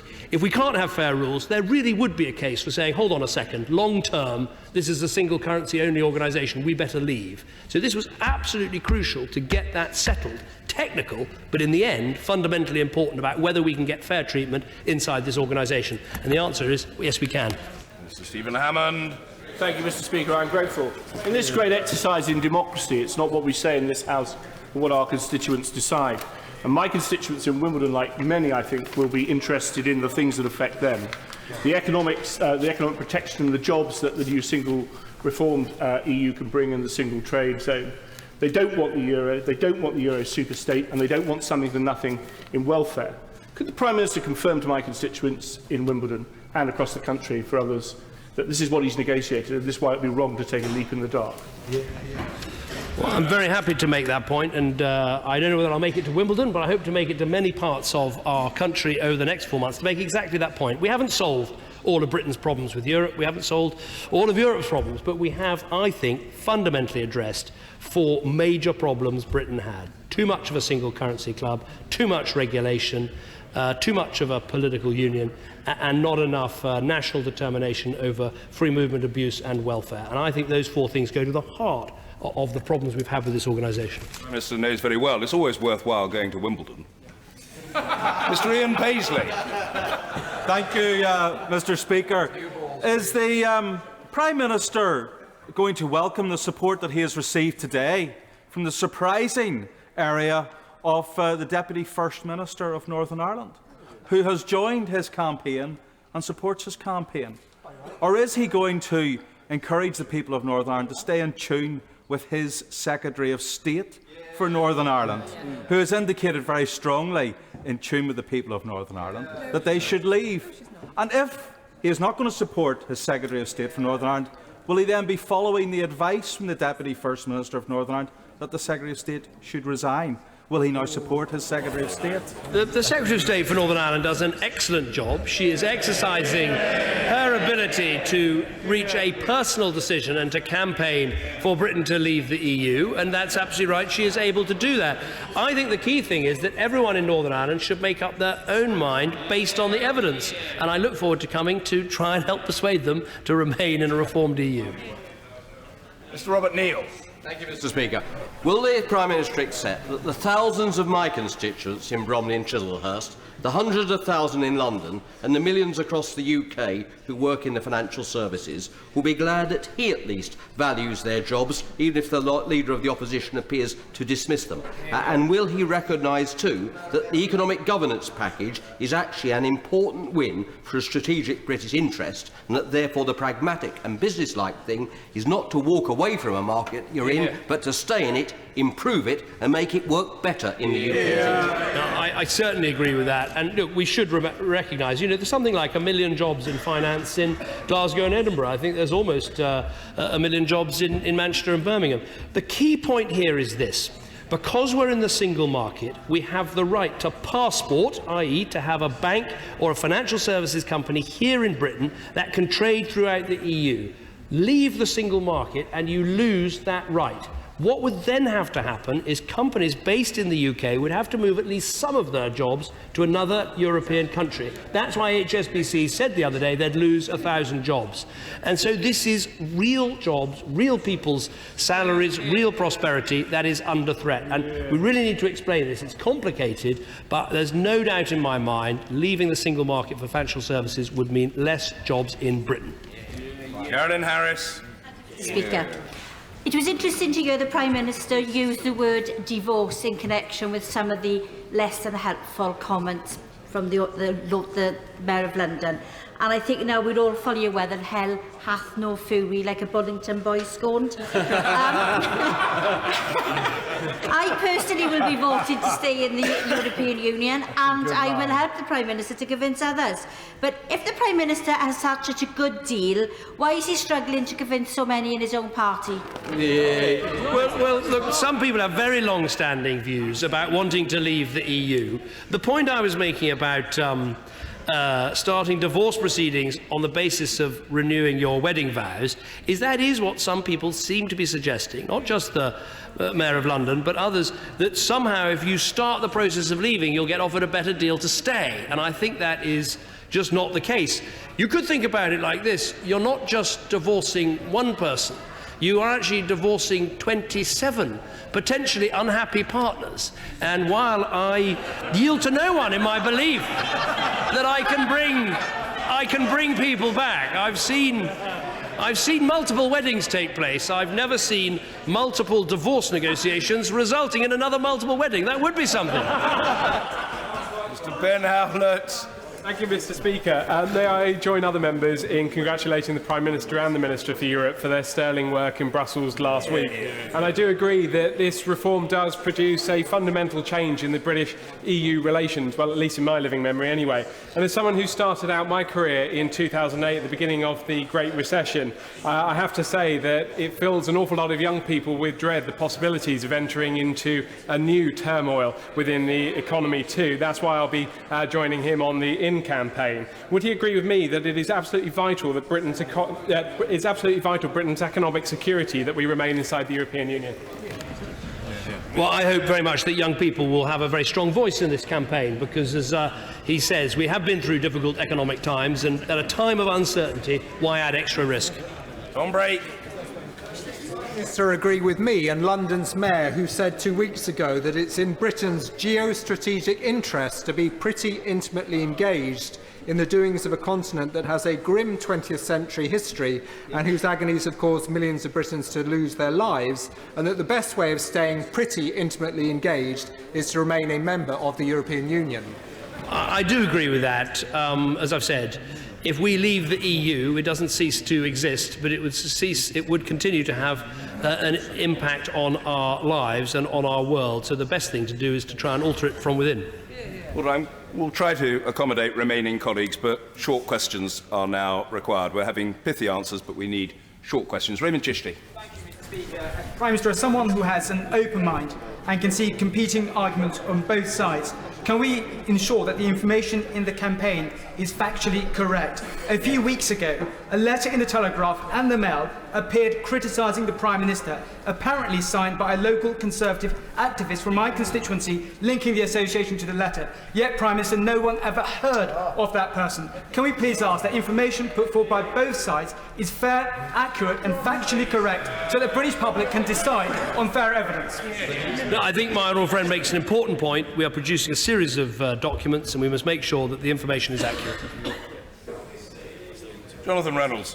Can I ask the Prime Minister to reiterate what is surely at the heart of this matter, which is that if the UK left the EU, we would almost certainly end up having to continue to implement the vast majority of EU rules and regulations if we wanted to access, on the same sort of terms, the single market. And in fact, the only difference would be we'd no longer get a say in those terms. I think this is right. I've had a lot of conversations with the Norwegian Prime Minister about this, and of course you don't have to opt for the Norwegian option, but if you do, you implement the directives, but you have no say over how they're put in place. Thank you.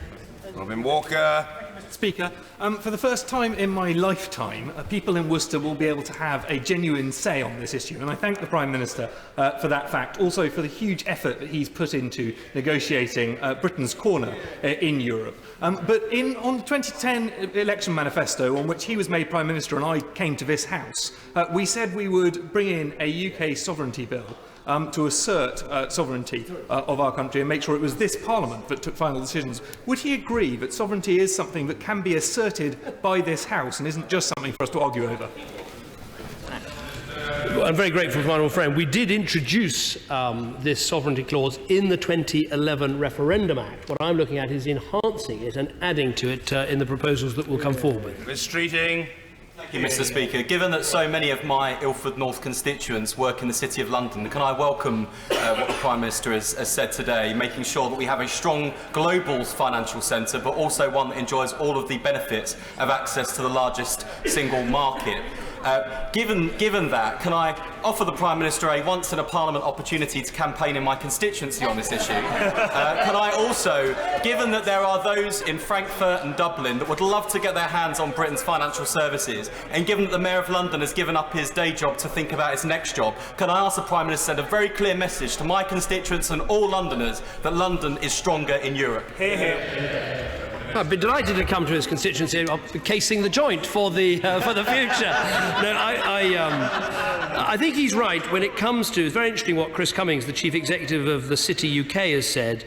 This is Europe's financial centre, and the UK's membership of the European Union is of strategic importance to the financial and related professional services industry. Business opinion, both within and beyond our industry, is that continuing membership is important to Britain's competitiveness. These organisations, business organisations, covering finance, covering insurance, covering manufacturing, covering engineering, they are all making their views clear, and I think we should listen to them. James Morris. Will be aware that since 2010, unemployment has fallen by 50% in my constituency, that investment in the Black Country has gone up and the West Midlands economy is growing. Would he agree with me that full access to the single market, which really focuses on jobs and growth, is critical for the security and jobs of people in my constituency and across the West Midlands? My honourable friend is absolutely right. We have seen an industrial renaissance in the West Midlands with more people in work and a growth, particularly in the automotive sector. These sectors are part of complex supply chains right across Europe, and it would be huge dislocation if we were to leave.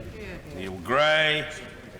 Very grateful, Mr. Speaker. Access to labour, protection of workers' rights, protection of human rights, just some of the benefits of our membership of the EU, beneficial for our workers, for our businesses and for our citizens. That must perturb the Prime Minister, therefore, that his Justice Secretary, his Work and Pensions Secretary and his Employment Minister are poster boys and girls of the Out campaign. How will he ensure that those positive reasons for remaining are at the forefront of this campaign?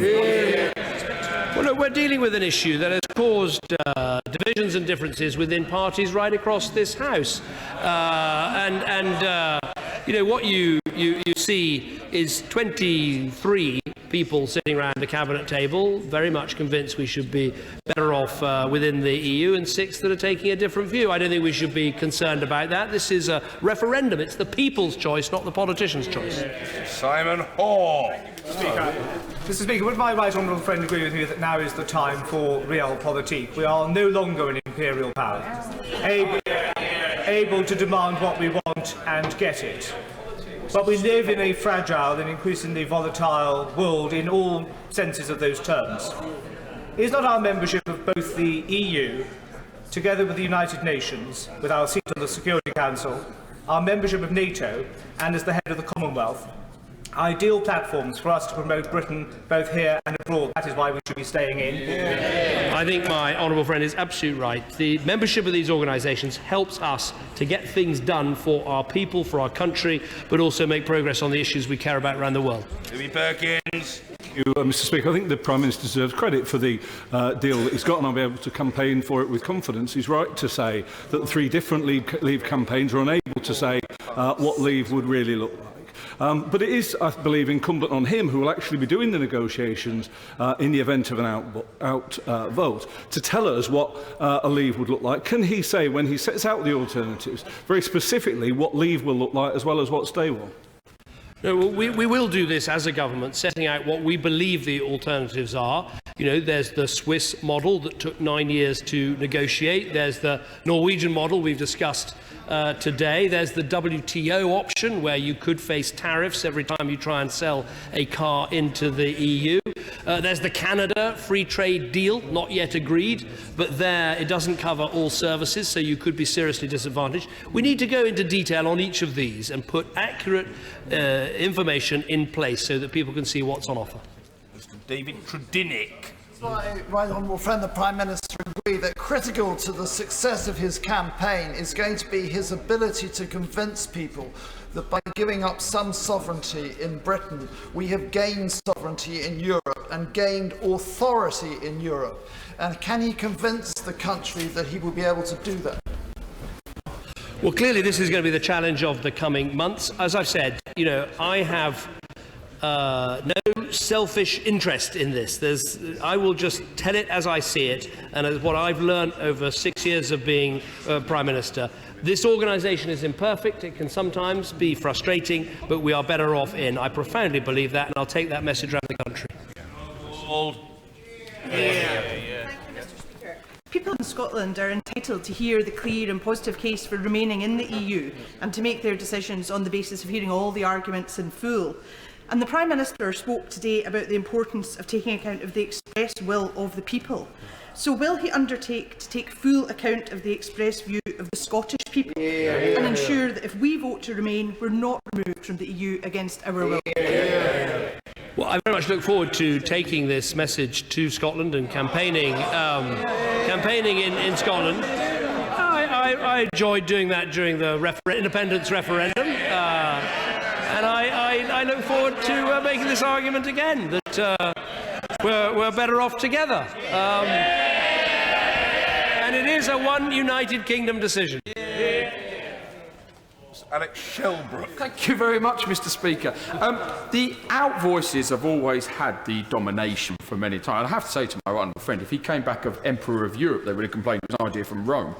But I say the biggest questions I've been getting from my constituents are, what are the positives, what should we be voting on? So can I urge my honourable friend that this campaign, when he speaks on it, is about the positives of the economy, the positives of security, the positives of the military, and also make the point that sovereignty cannot be more sovereign than 46 million people having their say.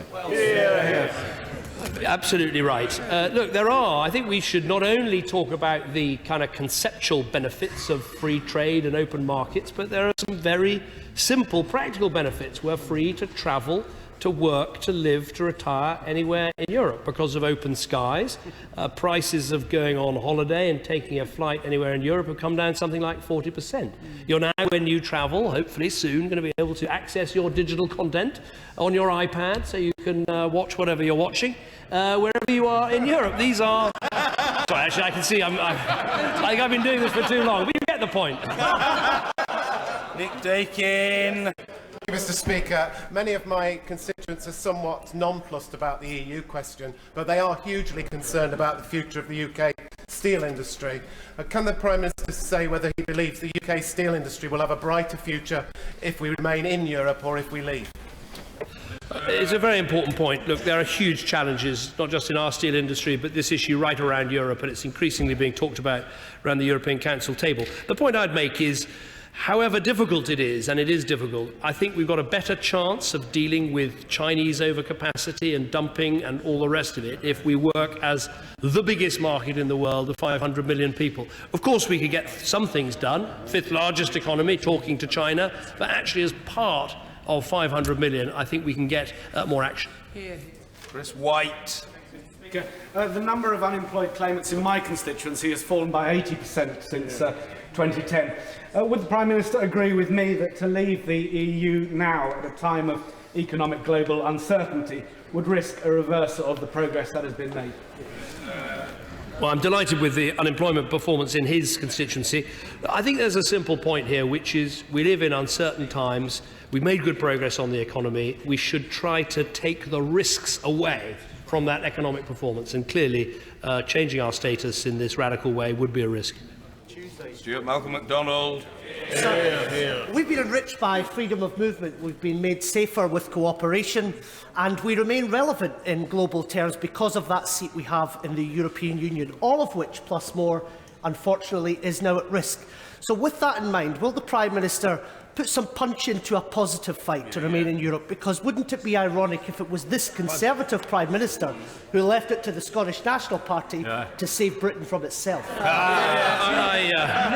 I will certainly, I hope I've demonstrated today, there is plenty of punch in this campaign, and it will be positive too. But I make no apology for the fact that in making a positive campaign about jobs and about business and about competitiveness, let's also examine the alternatives. There's absolutely nothing wrong with doing that. Jason McCartney. Thank you, Mr. Speaker. As a member of the NATO Parliamentary Assembly, I've seen NATO operations around the world, including Operation Ocean Shield against Somali pirates. Does the Prime Minister agree with me that it's actually the 28 member nations of NATO, including non-EU countries like Norway, Turkey, Iceland, the United States and Canada, that's delivering our international security, but not an EU army? No, we don't want an EU army, and this document clearly says that our national security is a reserved matter for nation states. It puts that beyond doubt. But I think when you look in detail at what, for instance, both NATO and the EU is doing off the coast of Somalia, you look at what's happening in the Mediterranean, whether it's NATO now in the east, the EU in the south, you need to be in both these organisations. And you don't just talk about one organisation while you're in that organisation. You also address NATO questions when you're sitting around the table with other EU leaders. Farrelly. Thank you, Mr. Speaker. The UK's membership of the European Union has been a force for good for trade, jobs, investment and international cooperation. And as the Prime Minister has recognised, the EU is a fundamental part of the architecture that's promoted prosperity and kept the peace in Europe after the ravages of 2 world wars. So would the Prime Minister agree that those who are campaigning so aggressively to reject his renegotiations, to cut Britain loose in the modern world, are not only on the wrong side of the big arguments, but of history as well?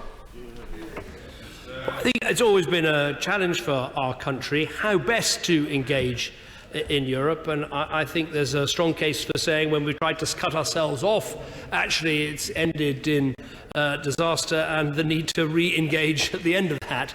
But, you know, we should always work to get our engagement right, which is what this deal's all about. Mr. David Morris. Mr. Speaker, there's nobody in this House more Eurosceptic than myself. But I'm standing at the side of the Prime Minister on this one. I'll tell you why. Because the Prime Minister has always stood by me and my people in Morecambe.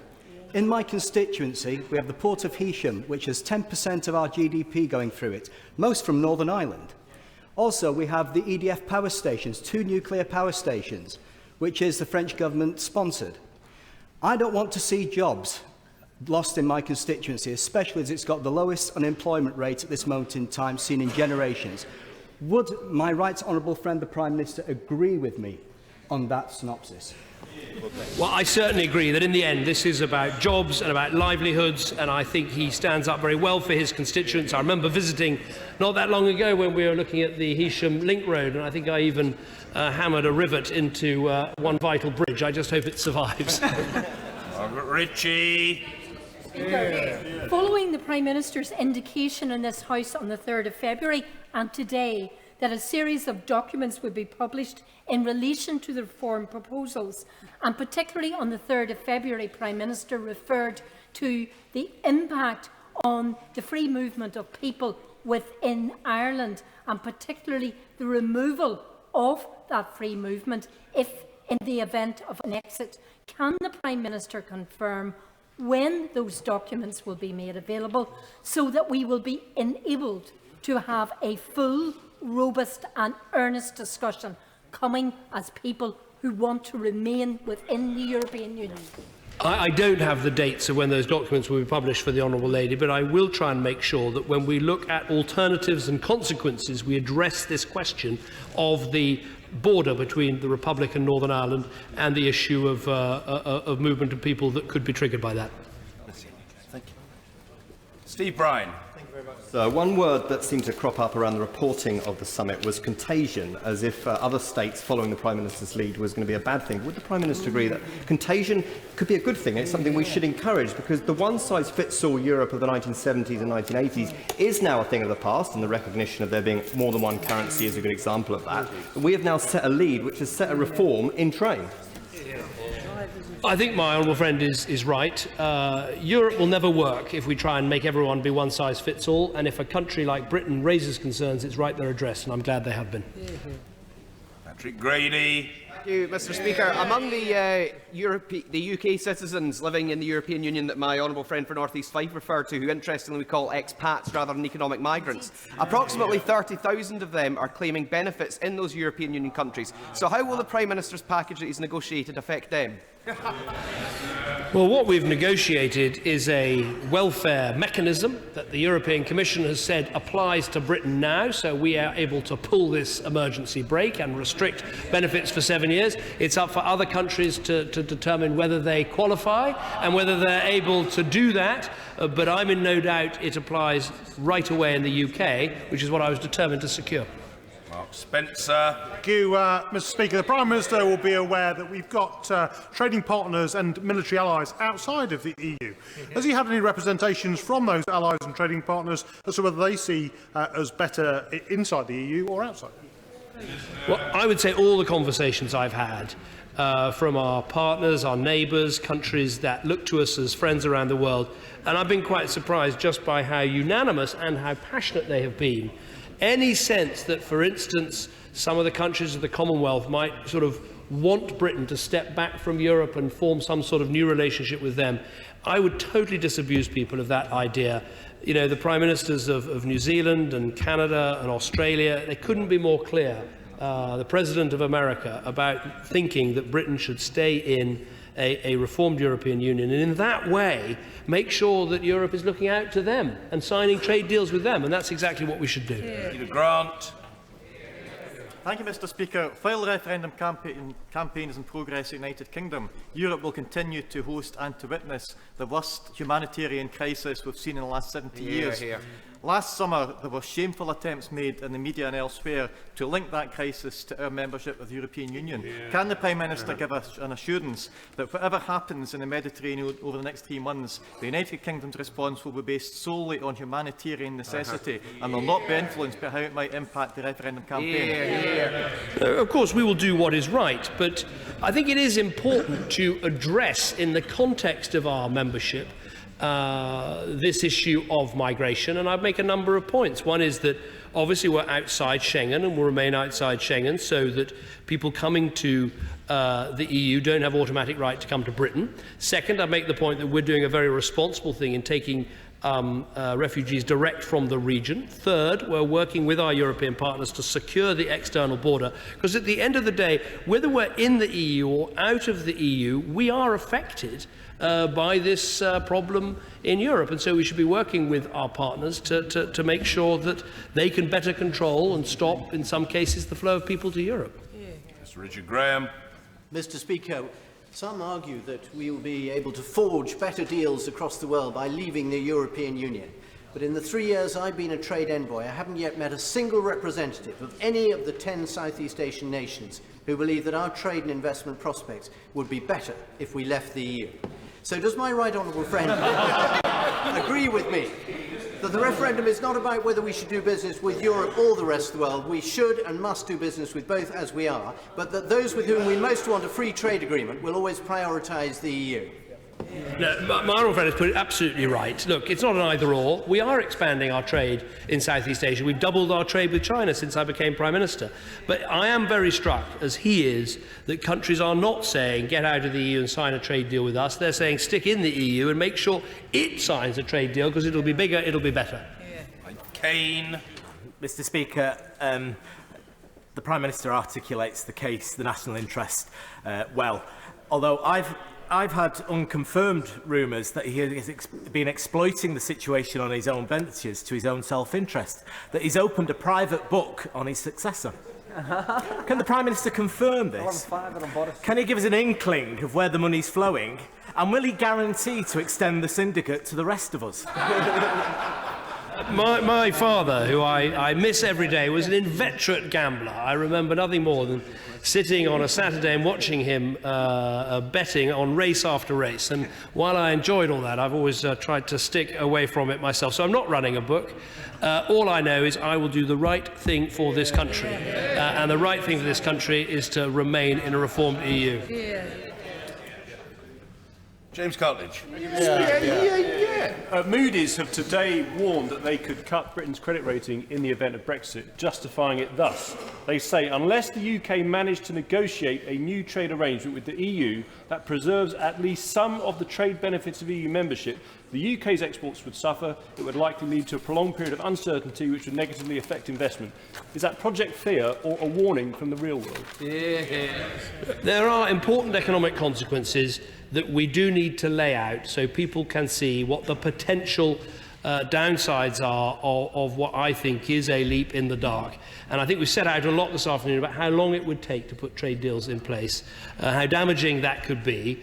And, you know, it would be irresponsible not to put in front of the British people what the consequences of the outcomes are. Mr. Alan Brown.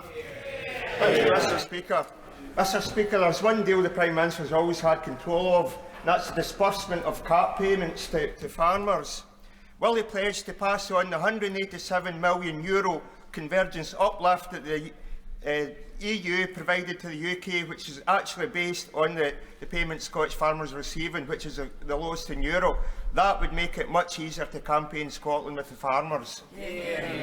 Well, I'll look carefully at what the honourable gentleman said. My memory of the CAP deal and the finance deal and the consequences with it, we actually gave a huge amount of leeway to the devolved administrations to determine the right way to spend their money. And actually, I think farmers benefit from the way this is done. But I'll look carefully at the point he makes. Jeremy Lefroy. Mr. Speaker, can I thank the Prime Minister for all his work on behalf of our country over the last weeks and months and indeed years. Exports to China from Germany, France and the UK have all shown significant increases. Doesn't this show that the opportunities for trade outside the EU are not, as some would have it, constrained by membership of the EU? My honourable friend is absolutely right. You don't expand your trade with China by doing less trade with the EU. We want to do both. Alberto Costa. Thank you, Mr. Speaker. Last year, every single colleague on this side of the House stood successfully under the leadership of my right honourable friend, the One Nation Conservative team banner. Would my right honourable friend agree with me that whatever the views of members are on this side of the House, and for that matter I'm fully supportive of the Prime Minister, whatever the views and whatever the outcome of the European Union referendum is, we must unify once again as a party to ensure that whoever leads our party into the 2020 election does not allow accidentally Jeremy Corbyn and his Labour colleagues in government? I agree. This is always going to be a difficult process when, in the Labour Party as well as the Conservative Party, there are people on both sides of the debate. But I think this is such a big question, and a question that's going to be answered ultimately by people rather than politicians, that we should all be big enough to have an honest and open but polite disagreement and then come back together again afterwards. Mr. David Burrows. Take the Prime Minister back to another election commitment in 2014 when he and I, along with thousands of Conservative activists, campaigned on a promise emblazoned across our leaflets to restore control of our borders, which the Prime Minister followed up in that same year, saying, "I will go to Brussels, I will not take no for an answer, and when it comes to free movement, I'll get what Britain needs." What changed last week? Well, what changed last week is we're reforming free movement to make sure that we can keep out fraudsters, criminals, those peddling sham marriages, make sure we can apply British rules to foreign nationals coming with European citizens, just like we do to our own citizens. A whole set of changes that, to be fair to the Home Secretary, she negotiated incredibly hard, knowing this was the one moment we had the ability to make these changes, reversing European court judgments, in order that we do reform free movement, which is exactly what we've done. Mr. Richard Drax. Speaker, can I thank my right honourable friend for the referendum? First of all, he and I fundamentally disagree, as he knows. My concerns for immigration, which he said he would contain, we have a net migration of about 240,000 at the moment. Every year, or for 3 years, that would be about 750,000. That's the size of the city of Leeds, every 3 years, in this country. Surely that is unsustainable, and what he's negotiated will not prevent that from happening. Well, where I agree with my honourable friend is we've got to do more to control immigration. If we look at the net migration to the UK, it's now made up roughly half and half. Half from outside the EU, where there's still more we need to do to shut down the bogus colleges, to make sure people aren't coming unfairly. And within the EU, one of the most important things we can do is to withdraw the artificial draw of additional welfare payments. And the fact that people can get £10,000 in the first year they come, surely that is an important determination. So I'm convinced with the correct measures we can get immigration down and do it while remaining a member of the European Union. Dr. Matthew Offord. Thank you, Mr. Speaker. During the general election, it was reported that the Prime Minister had expressed some concern about the coverage of the BBC in the election and its impartiality. What assurances can the Prime Minister give me, so I can relay that to my constituents, that the BBC won't abuse its position again? Well, I think politicians complaining about the BBC is a pretty common activity. I think I remember the former First Minister of Scotland getting quite heated about this issue. Look, every media organisation is under an obligation. Well, sorry, let me restate that. That's certainly not true of the newspapers. Every regulated television business is under a duty of impartiality, and I'm sure they'll carry that out. Order. I thank the Prime Minister, other colleagues, and indeed all 103 backbenchers who took part in this important exchange. Before we proceed, I will, of course, take points of order. Point of order, Luciana Berger. Thank you, Mr. Speaker. I've made the Office of the Minister of State for Community and Social Care aware of my intention to make this point of order, as well as your good office. Mr. Speaker, last week, after much delay, the long-awaited report from the Mental Health Task Force, commissioned by NHS England, was published. On the same day, the government made a series of apparent announcements to the media in response to the report, a courtesy that is still yet to be afforded to this House. Mr. Speaker, this is a vital moment for mental health in England, so it is highly regrettable that this report was published during recess, preventing members on all sides of this House from scrutinising its findings and questioning the government on the response to it. Could you advise me, Mr. Speaker, on whether you have received any indications from ministers on whether they intend to make a statement on the Mental Health Task Force report and allow members the opportunity to question the government on the announcements that they have made? I'm grateful to the honourable lady for her point of order and for her courtesy in giving me advance notice of it. The short answer to the last part of her point of order is no. I have received no indication that a minister intends to make a statement on the matter. And what I would say provisionally, on the basis of having learned of this matter only a small number of moments ago, is this. Significant announcements of changes of policy should be made first to the House, and that means, save in cases of emergency, to the House while it is sitting. Of course, honourable and right honourable members and others can and do access reports whether or not the House is sitting and can pursue their contents in debate and in questions. In this case, I will cause further inquiries to be made on the content and timing of this particular announcement. Point of order, Mr. Alberto Costa. Thank you, Mr. Speaker.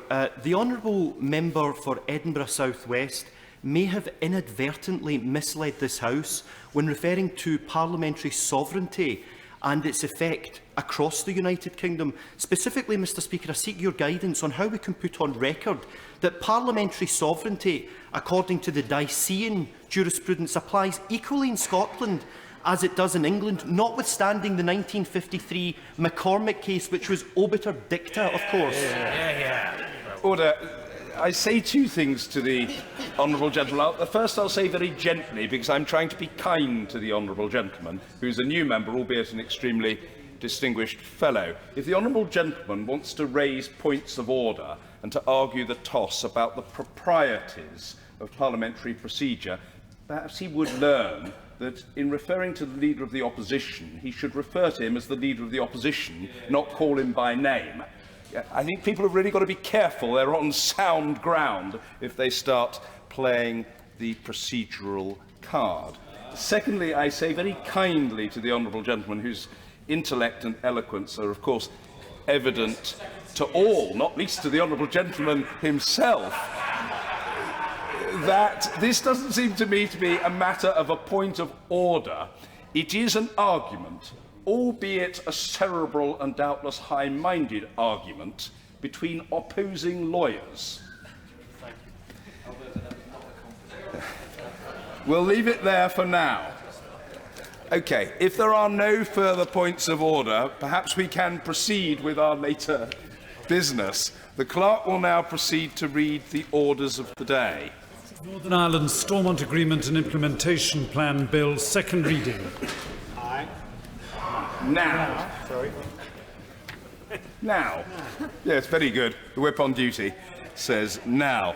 I call to move the second reading of the bill the Secretary of State for Northern Ireland, Secretary Theresa Villiers. Thank you, Mr. Speaker. I beg to move that the bill now be read a second time. This bill gives effect to some key elements of both the Fresh Start Agreement of 2015 and the Stormont House Agreement of 2014. So it is an important stage in the implementation of those agreements, which taken together have the potential to help us secure a more peaceful, stable and prosperous future for Northern Ireland.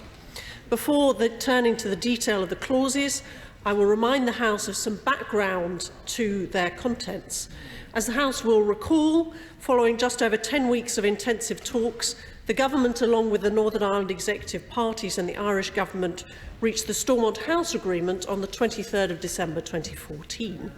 That sought to address many of the most significant challenges facing Northern Ireland, Some of those, such as long-standing disagreements over flags parading in the past, were deeply damaging to political relationships and were within the devolved executive and were also fuelling community division. Others, particularly the state of the executive's finances and disagreements over welfare reform, were jeopardising the effectiveness and even the continued sustainability of devolution itself. That agreement included proposals to give the executive a workable and sustainable budget, to set a path towards resolving contentious issues around flags, symbols and parading, to establish new bodies to help tackle the legacy of Northern Ireland's past, and to deliver reforms at Stormont to make devolution work better. All of this was underpinned by a financial package giving the executive around £2 billion in extra spending power. The Stormont House Agreement was and remains a good deal for Northern Ireland, but by last summer it was clear that implementation had stalled. This was largely due to disagreements within the executive over the budget and finances, at the heart of which was the decision by the nationalist parties to withdraw their support for the welfare reform package agreed at Stormont Castle the preceding December. As the standoff continued, this had a knock-on effect in preventing decisions on other elements of the agreement from being taken forward. And sadly, the sense of crisis was intensified by two brutal murders in Belfast, one in May and one in August, which once again raised the spectre of the malign influence of continued paramilitary activity on the streets of Northern Ireland. So as we entered last autumn, the political situation was looking increasingly perilous. We faced the real prospect that resignations might trigger early Assembly elections, and this could easily have led to the collapse of the devolved institutions and a return to direct rule from Westminster.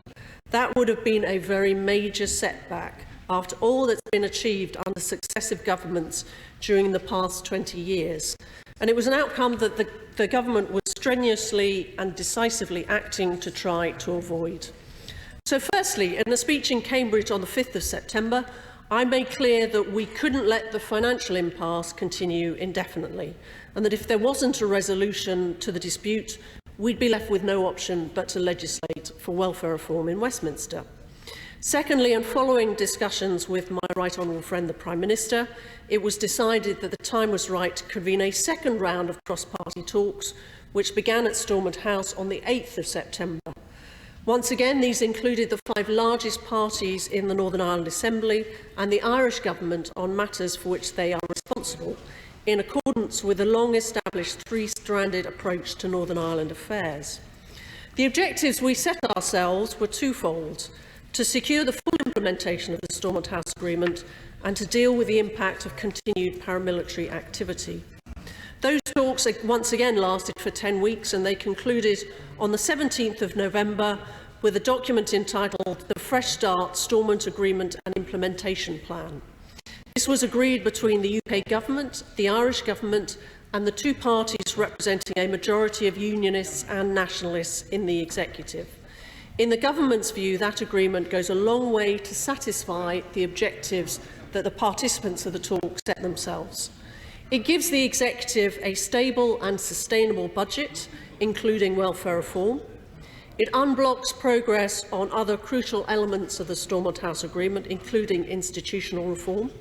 And on paramilitary activity, the agreement strongly reaffirms support for the rule of law and places fresh obligations on Northern Ireland's political representatives to work together with determination to rid society of paramilitary activity and groups. And that agreement, like the previous one, was underpinned by a financial package from the UK Government, this time worth up to £500 million. I can inform the House that progress on implementation of the Fresh Start Agreement has been good.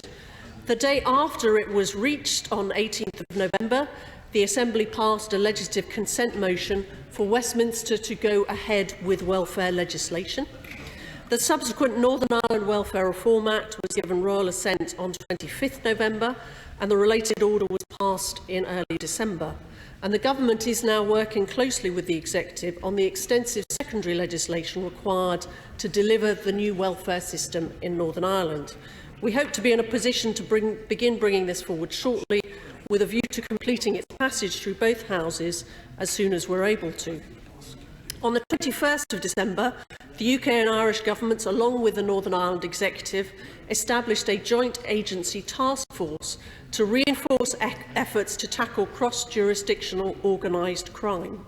The Executive has established the three-person panel envisaged by the agreement to make recommendations for a broad-ranging strategy to disband paramilitary groups. The appointments process for the new Flags Commission is underway. A bill to reduce the number of government departments from 12 to 9 has completed its consideration in the Assembly, and a further bill to reduce the number of MLAs per constituency from 6 to 5 is set for its final stage of consideration in the Assembly tomorrow. The bill before the House today represents further significant progress, dealing with elements of the Fresh Start Agreement which require UK government legislation. Clauses 1 to 5 of the bill make provision to put into effect a treaty to be agreed between the UK and Irish governments that will establish the Independent Reporting Commission. The bill sets out the Commission's primary objective to promote progress towards ending paramilitary activity connected with Northern Ireland. It will report on progress towards that objective and on the implementation of relevant measures by the UK Government, the Irish Government and the Executive, which were agreed in the Fresh Start Agreement. The bill makes provision for key aspects of the new Commission's work, including the duties to which it will be subject and the legal privileges to be conferred on it as an international body. These are intended to ensure that the Commission is able to engage with a range of sources of information in performing its important functions, but avoids doing anything which might put life, safety or national security at risk. I appreciate that honourable members will wish to see the text of the treaty. It's not been possible to provide that today because it is not yet agreed between the UK and Irish governments, but of course we will place a copy in the Library of the House in due course as soon as we are able to. Clause 6 and Schedule 1 extend the time available for the allocation of ministerial positions in the Executive from 7 to 14 days after the Assembly meets following an election. The purpose of this change, as set out in the Stormont House Agreement, is to allow parties more time to agree a programme for government on a cross-party basis prior to the allocation of ministerial positions. It is hoped that this will encourage a more bipartisan approach to the programme for government. Clause 7 amends the pledge of office for ministers in the Northern Ireland Executive, reflecting strong commitments set out in the Fresh Start Agreement to give unequivocal support to the rule of law and to work collectively to achieve a society free of paramilitarism once and for all. Clause 8 introduces a similar undertaking by all members of the Assembly. Clause 9 implements the commitments in the Fresh Start Agreement for both the UK Government to legislate with a